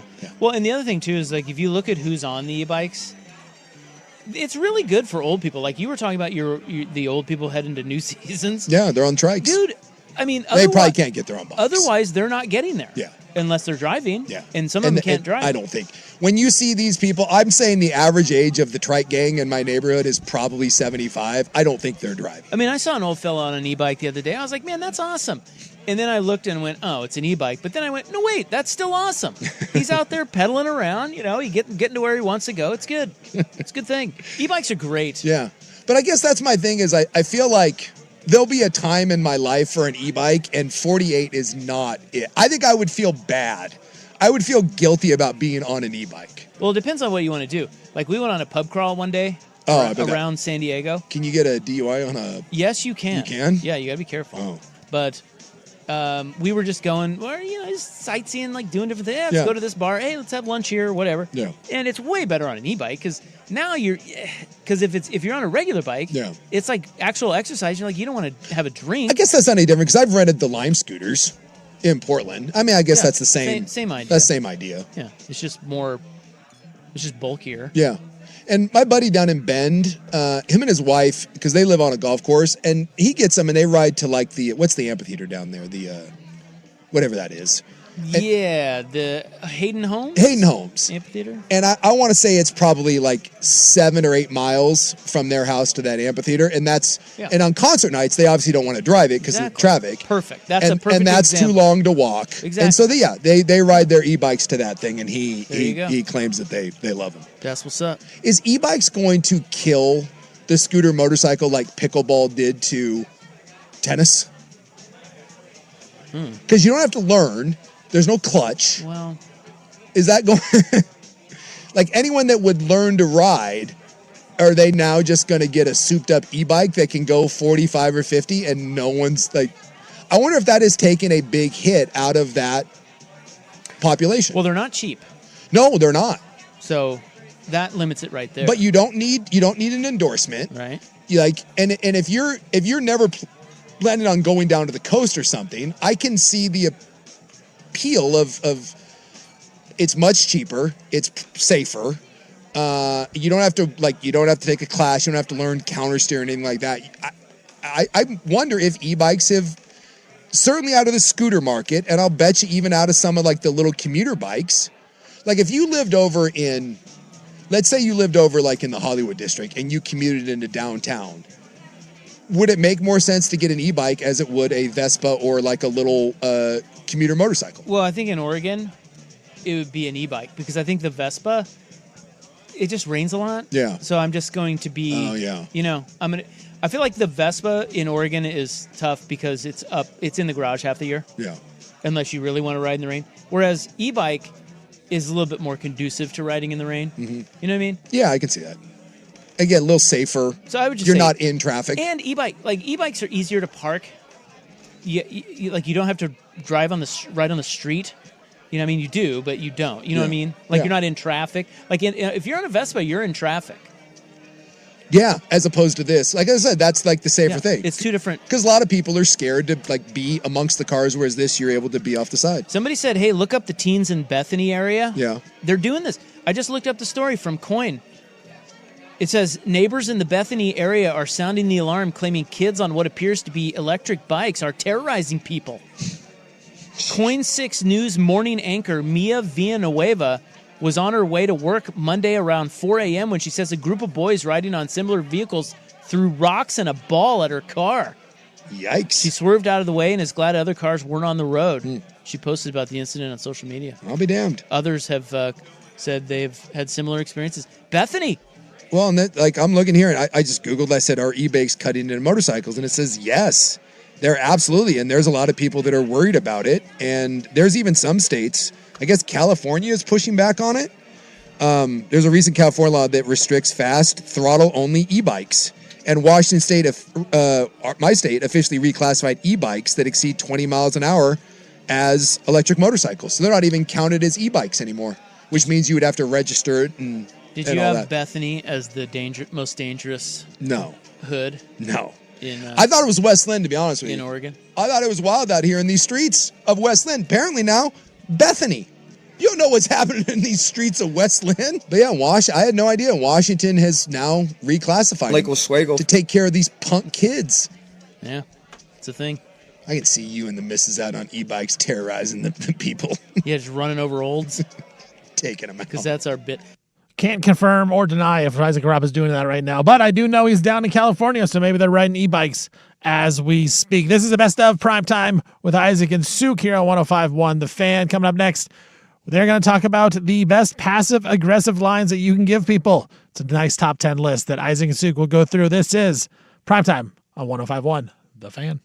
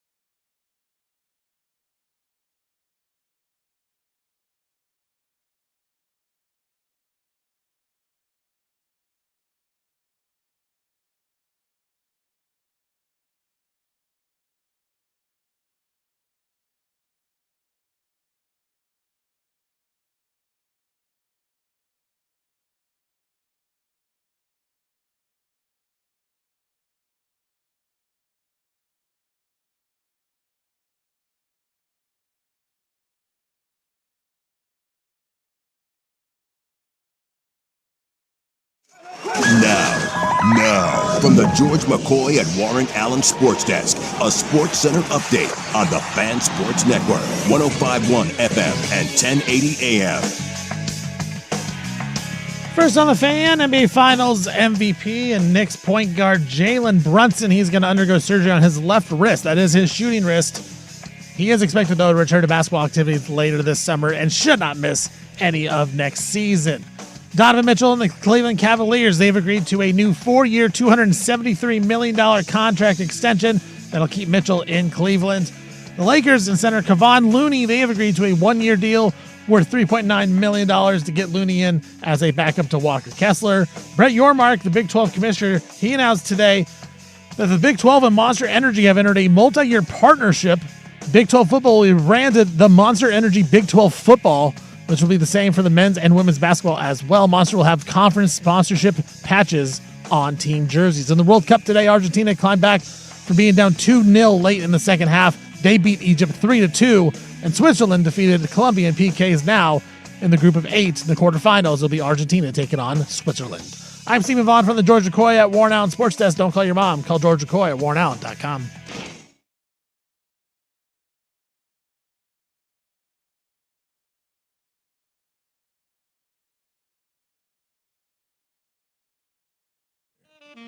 Well, Isaac and Big Sook are out of town right now. They're down in L.A. They are searching for Will Ferrell, the Hawk. He's promoted a new show, so Isaac and Sook are down there doing some promotional stuff with them.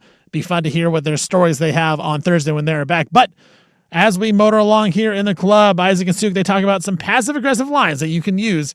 See if they actually work. Maybe make people mad, maybe it doesn't. We'll find out what the top 10 passive-aggressive lines are here on Primetime, the best of with Isaac and Sook. What am I going to do for 4 days without you? She knows. So I don't have to put on the charade anymore. In fact, she usually says something mean to me as she's getting ready to leave. Like, you're not going to miss me. And I'm like, What do you say to that? No, then I let her know that no matter what answer I give, it's wrong. Because if I don't say anything and I'm like, well, you're right, then I'm an ass. But if I say, no, honey, I'm going to miss you, you'll just call me a liar. And then you get missed. So it's just a no-win situation for me. So I'm just like, cool. I'm like, have fun. And then I give her a kiss and send her on her way. You should say something passive-aggressive to her. See how that goes. Yeah, because that always works, right? It never works. Yeah, and yet we continue to do it. That might be the passive-aggressive thing is the dumbest thing that humans do. Because you know what you're doing. So just, if you're going to be mad, if you don't like something I'm doing, I would much prefer it if you just told me that you didn't like me. Right. Yeah. You know, whatever you're doing right now, you're being a D, so stop it. Yeah, this is ridiculous. It's way better. It's called direct communication. Yes. But a lot of us are passive-aggressive, and we say passive-aggressive things because, well, we don't really like conflict. No. So we like to beat around the bush, but also get our point across. Oh, dude, we beat the bush like crazy. That's what we do. So I have the top 10 passive-aggressive phrases that you are likely using with your spouse. I kind of want to see how many of these I use. Because we take a pretty direct approach in my house. If there's an issue, chances are you're going to find out about it real quick. I have to catch myself. Are you a passive-aggressive guy a little bit? I have to catch myself. Yeah. But I definitely with her, we've been together long enough. I can tweak it. Sure. Yeah. Massage it a little bit. Yeah. So these are in no particular order. The first one is, I'm fine.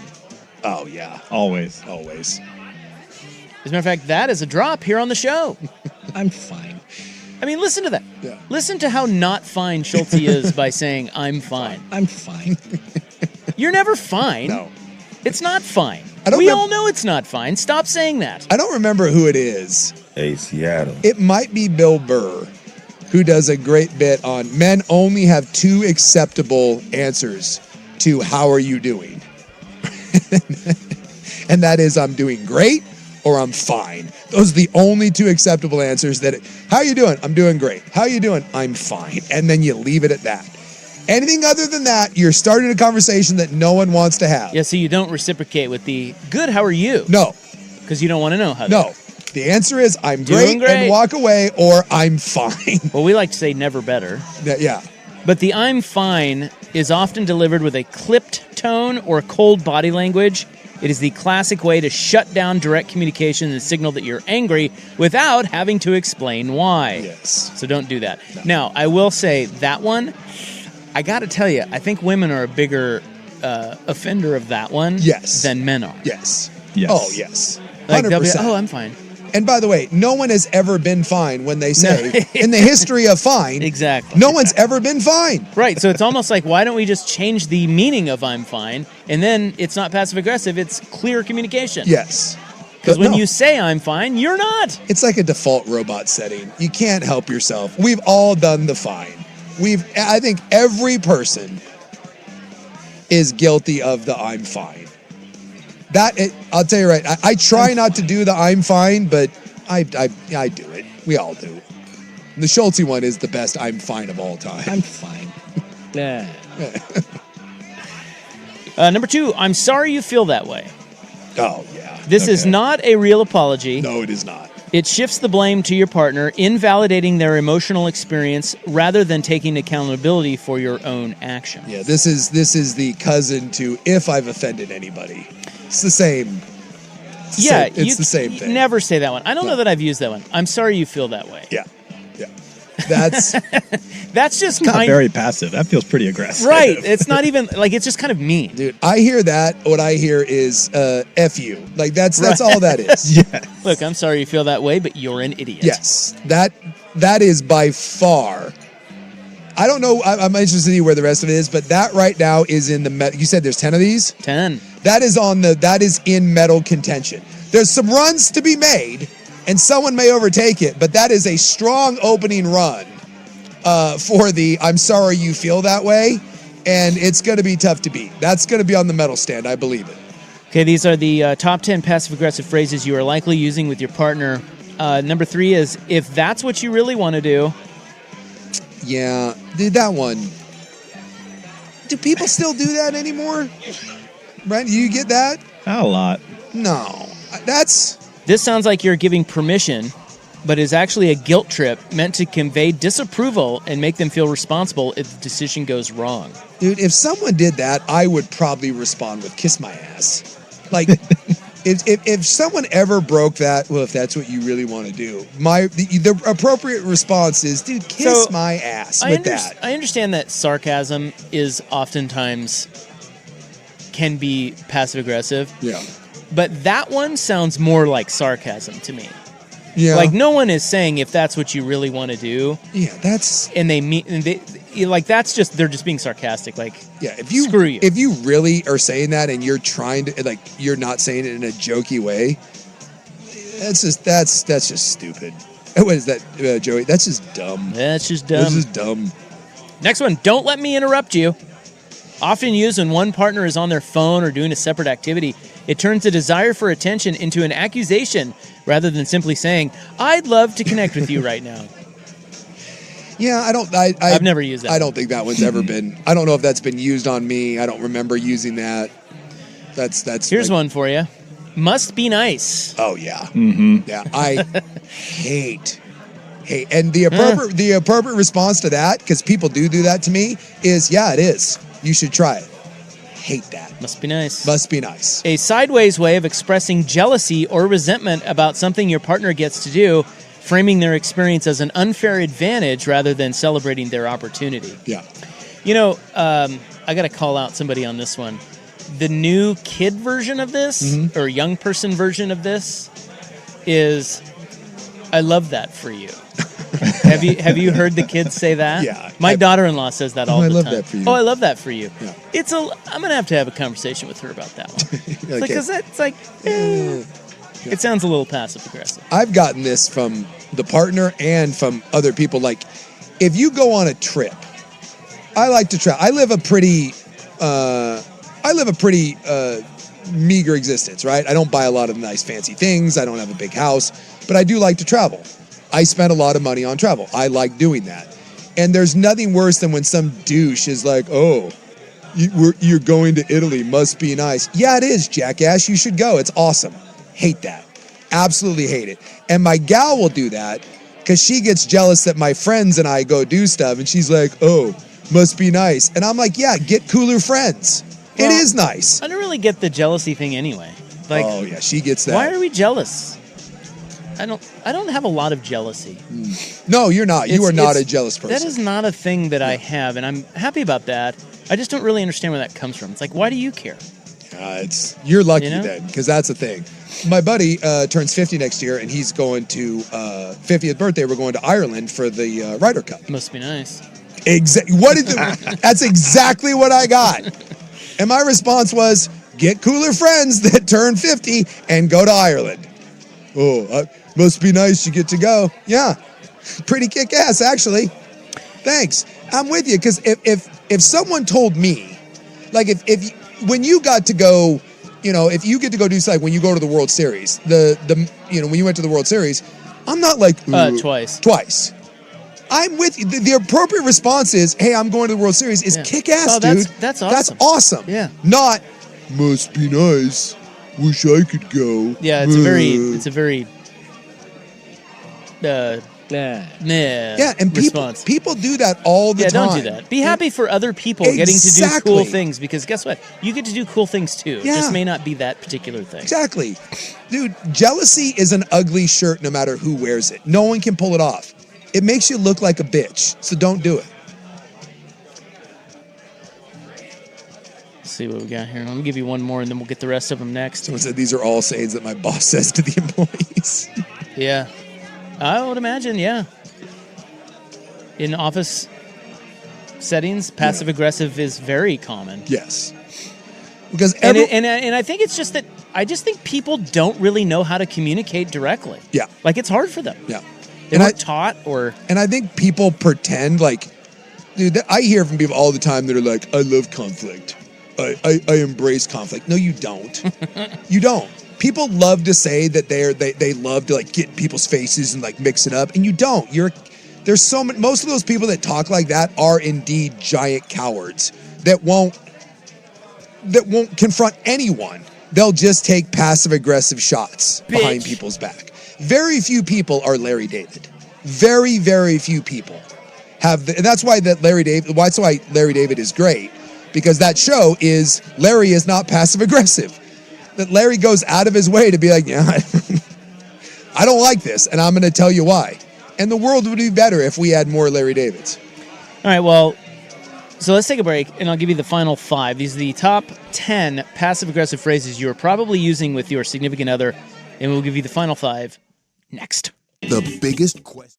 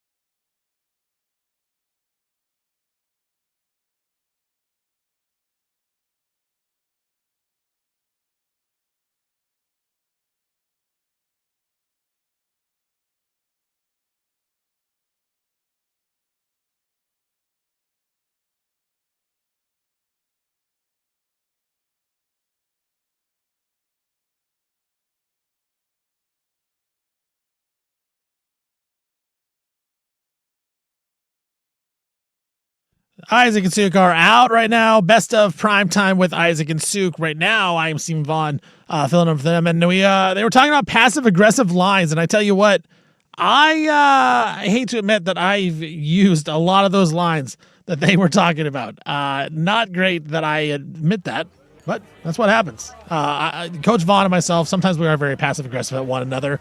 We also be very truthful with one another as well, but sometimes those passive-aggressive lines get built in there. Now, this is part 2 of the passive-aggressive lines. Of course, there's the top 10 passive-aggressive sayings that you can do. First half was number 1 now. Here on the Best of Primetime with Isaac and Suk, here is the second part of that conversation.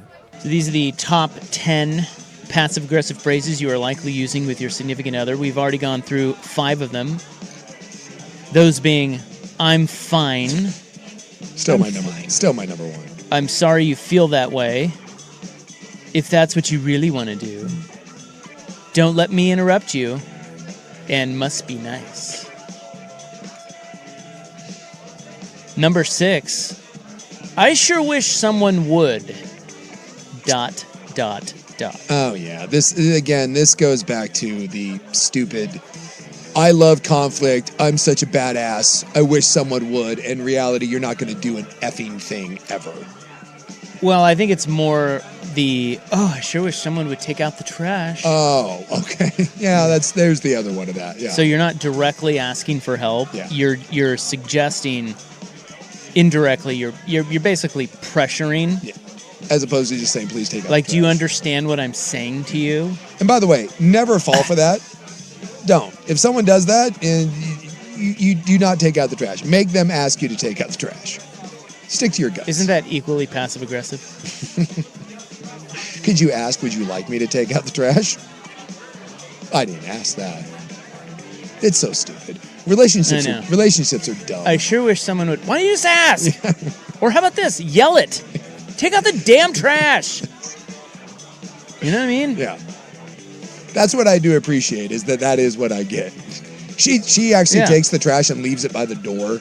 And I once asked, I was like, so you take out the trash and you walk it to the front door, but you won't walk outside the extra 10 feet. And she's like, yeah, that's your job.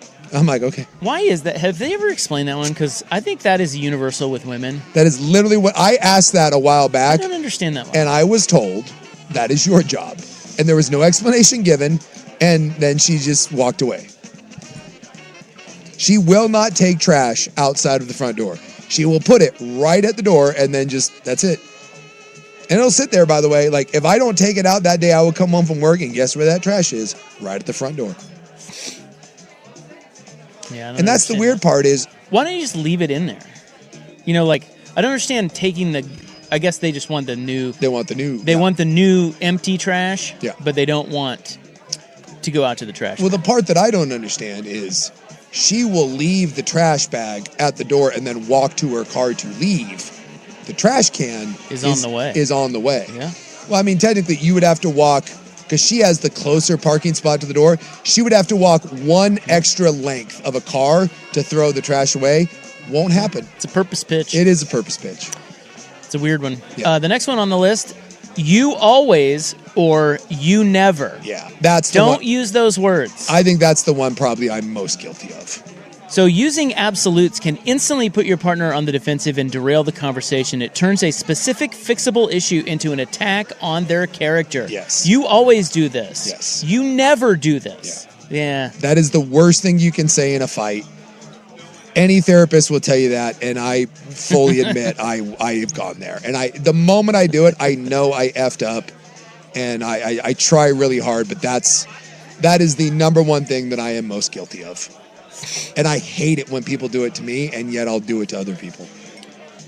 Yeah, you just don't want to speak in absolutes. No, it's so unproductive. The next one is whatever. Whatever. And that's like if you're 12. That's... Yeah, but there's a tendency there. Yeah. It's like, whatever. Yeah. Shut up. I mean, we've all been to the whatever stage. Is this the same? Because I hit him with, I'm done, and I just walk away. Yeah, that's the same thing. Is that the same thing? Yes. Because it's a dismissive phrase. Yes. Yeah. And it's a subtle way to deny your own anger and avoid engaging in a constructive, emotionally honest conversation. It's like, I'm done. Whatever. Screw you. Yeah. Whatever. Not only will I hit an I'm done. I think there's also maybe sometimes you're right. Oh, the sarcastic. You're right. You right. know what? You're right. You're right. Whatever. Usually followed by a whatever. You're right. Those go hand in hand. You're right. Whatever. Yes. Those two things seamlessly go together. Yeah. Whatever. You're right. Great. Yeah. Yep. That's a hard one to avoid. Yeah. That's a tough one. Yeah, it's a tough one. Because I do want to. How else do you end it? Because we are kind of. Listen, I'm guilty of this one. I'll admit that one. And I'm kind of saying, you're right. Yeah. It's over. Like, how do you end it? But that's the thing is, it doesn't sound sincere. Because saying you won the fight, you're like, no, honey, you're right. You won the fight. But it's I get this one. The tone is all wrong. Right. The tone tone is dismissive. That's fair. So if I in my head say, whatever, I'm done, I can fake saying, you know what, you're right, I'm really sorry. Yes. You're like, and then I'm done. Yeah, you have to. Exactly. But it's kind of the same thing. You have to do you are right, I'm sorry. Like, I shouldn't have done this, my bad. But you don't. You go with the dismissive, I'm done, whatever. I will even drop this one when I say that I'm done. I'll be like, I'm done. And I will threaten nothing good is going to come from this right now. You don't want to keep this going. Ooh. I do that one. Ooh, big threat. Yeah, that's mine. What are you going to do, strangle me? I have I'll have my emotional bandwidth is done. Bad things are about to come out of my mouth. Please stop. That's that. I know myself, and I know when I reach the point that like a C word is about to come out of my mouth, and I don't want the C word to come out of my mouth. Whoa. Yeah. Like I'll say something awful. Oh my God. And I know, like, you don't ever feel that building up. You don't feel like, oh yeah, this one's like, the horrible thing starts low, and I can feel it creeping up, and I know that it needs to end. Otherwise, the awful thing will come out, and then there's no coming back from that. I don't really ever feel that. Yeah, I do. Building up. Yeah, thankfully. And it usually starts with a C. It's like Yikes. Yeah, it's like, don't do that. And the last two on the list, the top 10 passive-aggressive phrases you're probably using with your significant other. No offense, but... Yeah. And this is a warning sign that what follows is likely an insult, criticism, or unsolicited advice that you're trying to soften under the guise of just being honest. Yep. Yeah. Don't do that one. Yeah, same thing as I don't mean to offend you, which means I'm about to offend you, and all of that. Yeah, that's all standard. And the last one, and we've all been guilty of this one, guys, I think. Most of us. I was just kidding. Yeah. I was just kidding. I was just kidding. No, you weren't. Yeah. We've used that one. And you weren't kidding. Using a joke to express a harsh judgment or criticize your partner is a common tactic to poke at their insecurities while denying accountability for the hurt it causes. It's right.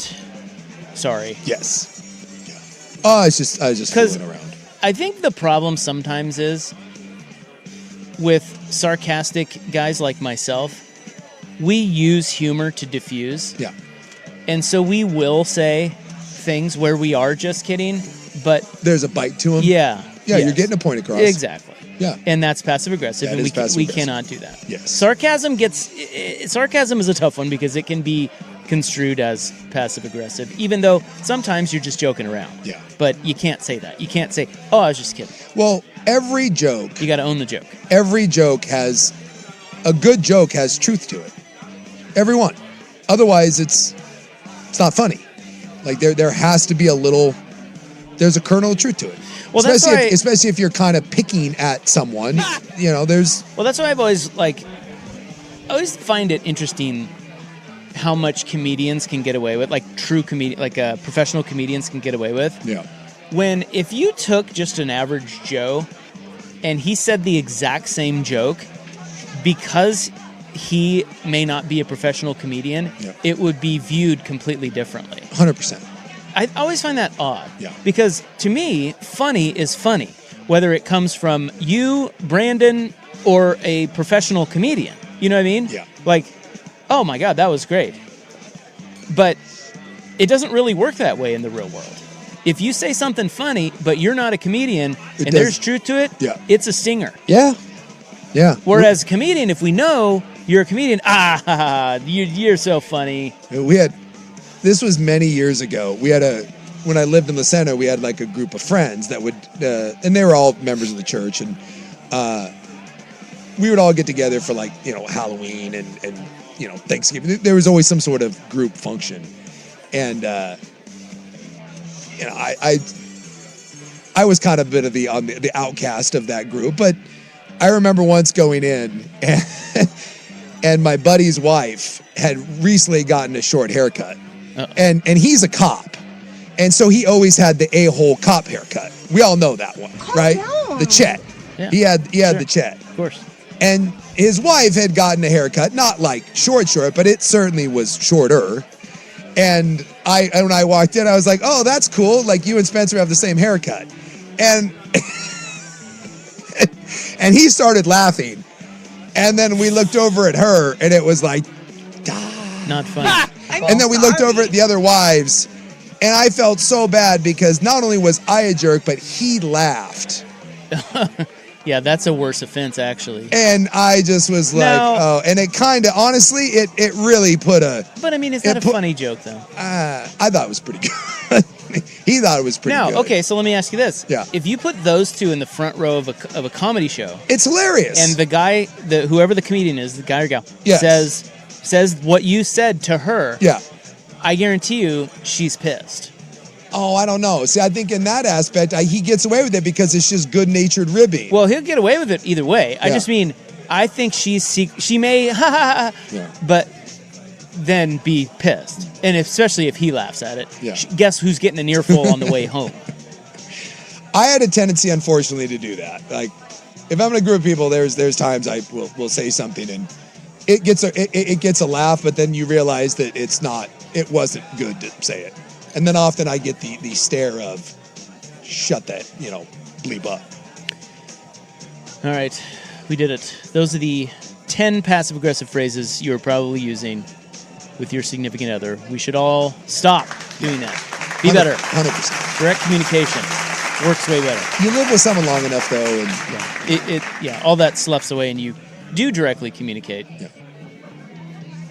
Because at the end of the day, I don't care who you are, human nature is to avoid conflict. Yeah. Like it's hardwired in our DNA that your nervous system doesn't want conflict because conflict is danger. And so despite what, some egotistical male will tell you, most people, including them, will try to avoid conflict, and you go with, but you still got to get your point across and win, and you end up with this crap. I can tell you what, I am not looking for conflict. That is something that I do not want. I do not want to have conflict with people. That is not my thing. My whole thing is to get out of your way and not cause problems. But I will say, man, that list of the passive-aggressive right there, that hit home. Because there are a lot of words and a lot of sayings that I say that were on that top 10 list. So, we're all part of it. But it's fine, I'm fine is great.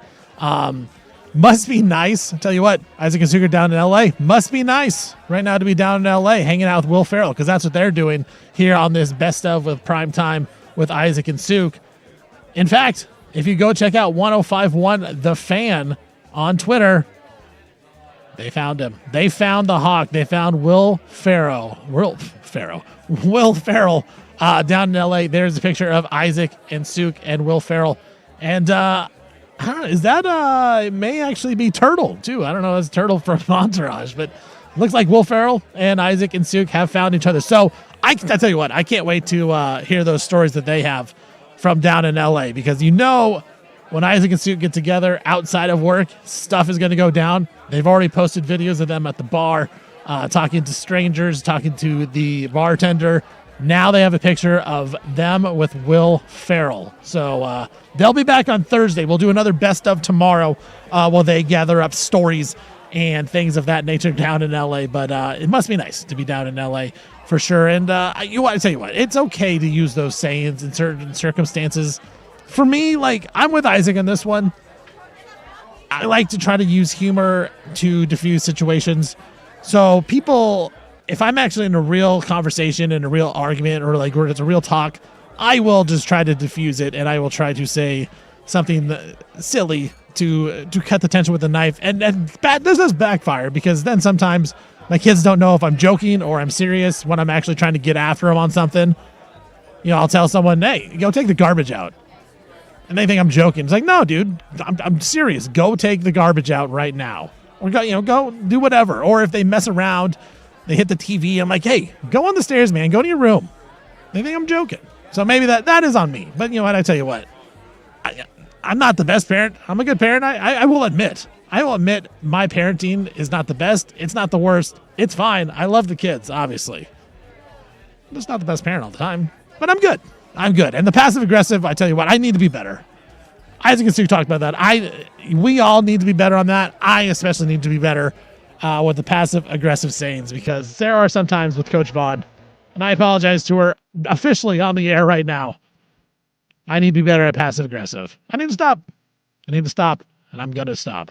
Starts today, July 7th. One day before her birthday, actually. So early happy birthday to Coach Vaughn. Tomorrow we'll be celebrating her birthday. But that ends the show for today. Tomorrow will be the same thing. We'll do another best of Primetime with Isaac and Suk as they are down in LA. We'll wait for that, but we'll do the best of.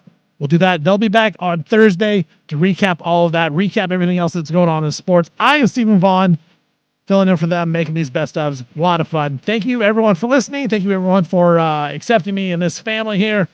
Thank you, Isaac, Suk, Dusty, everybody. Have a good night, my friends.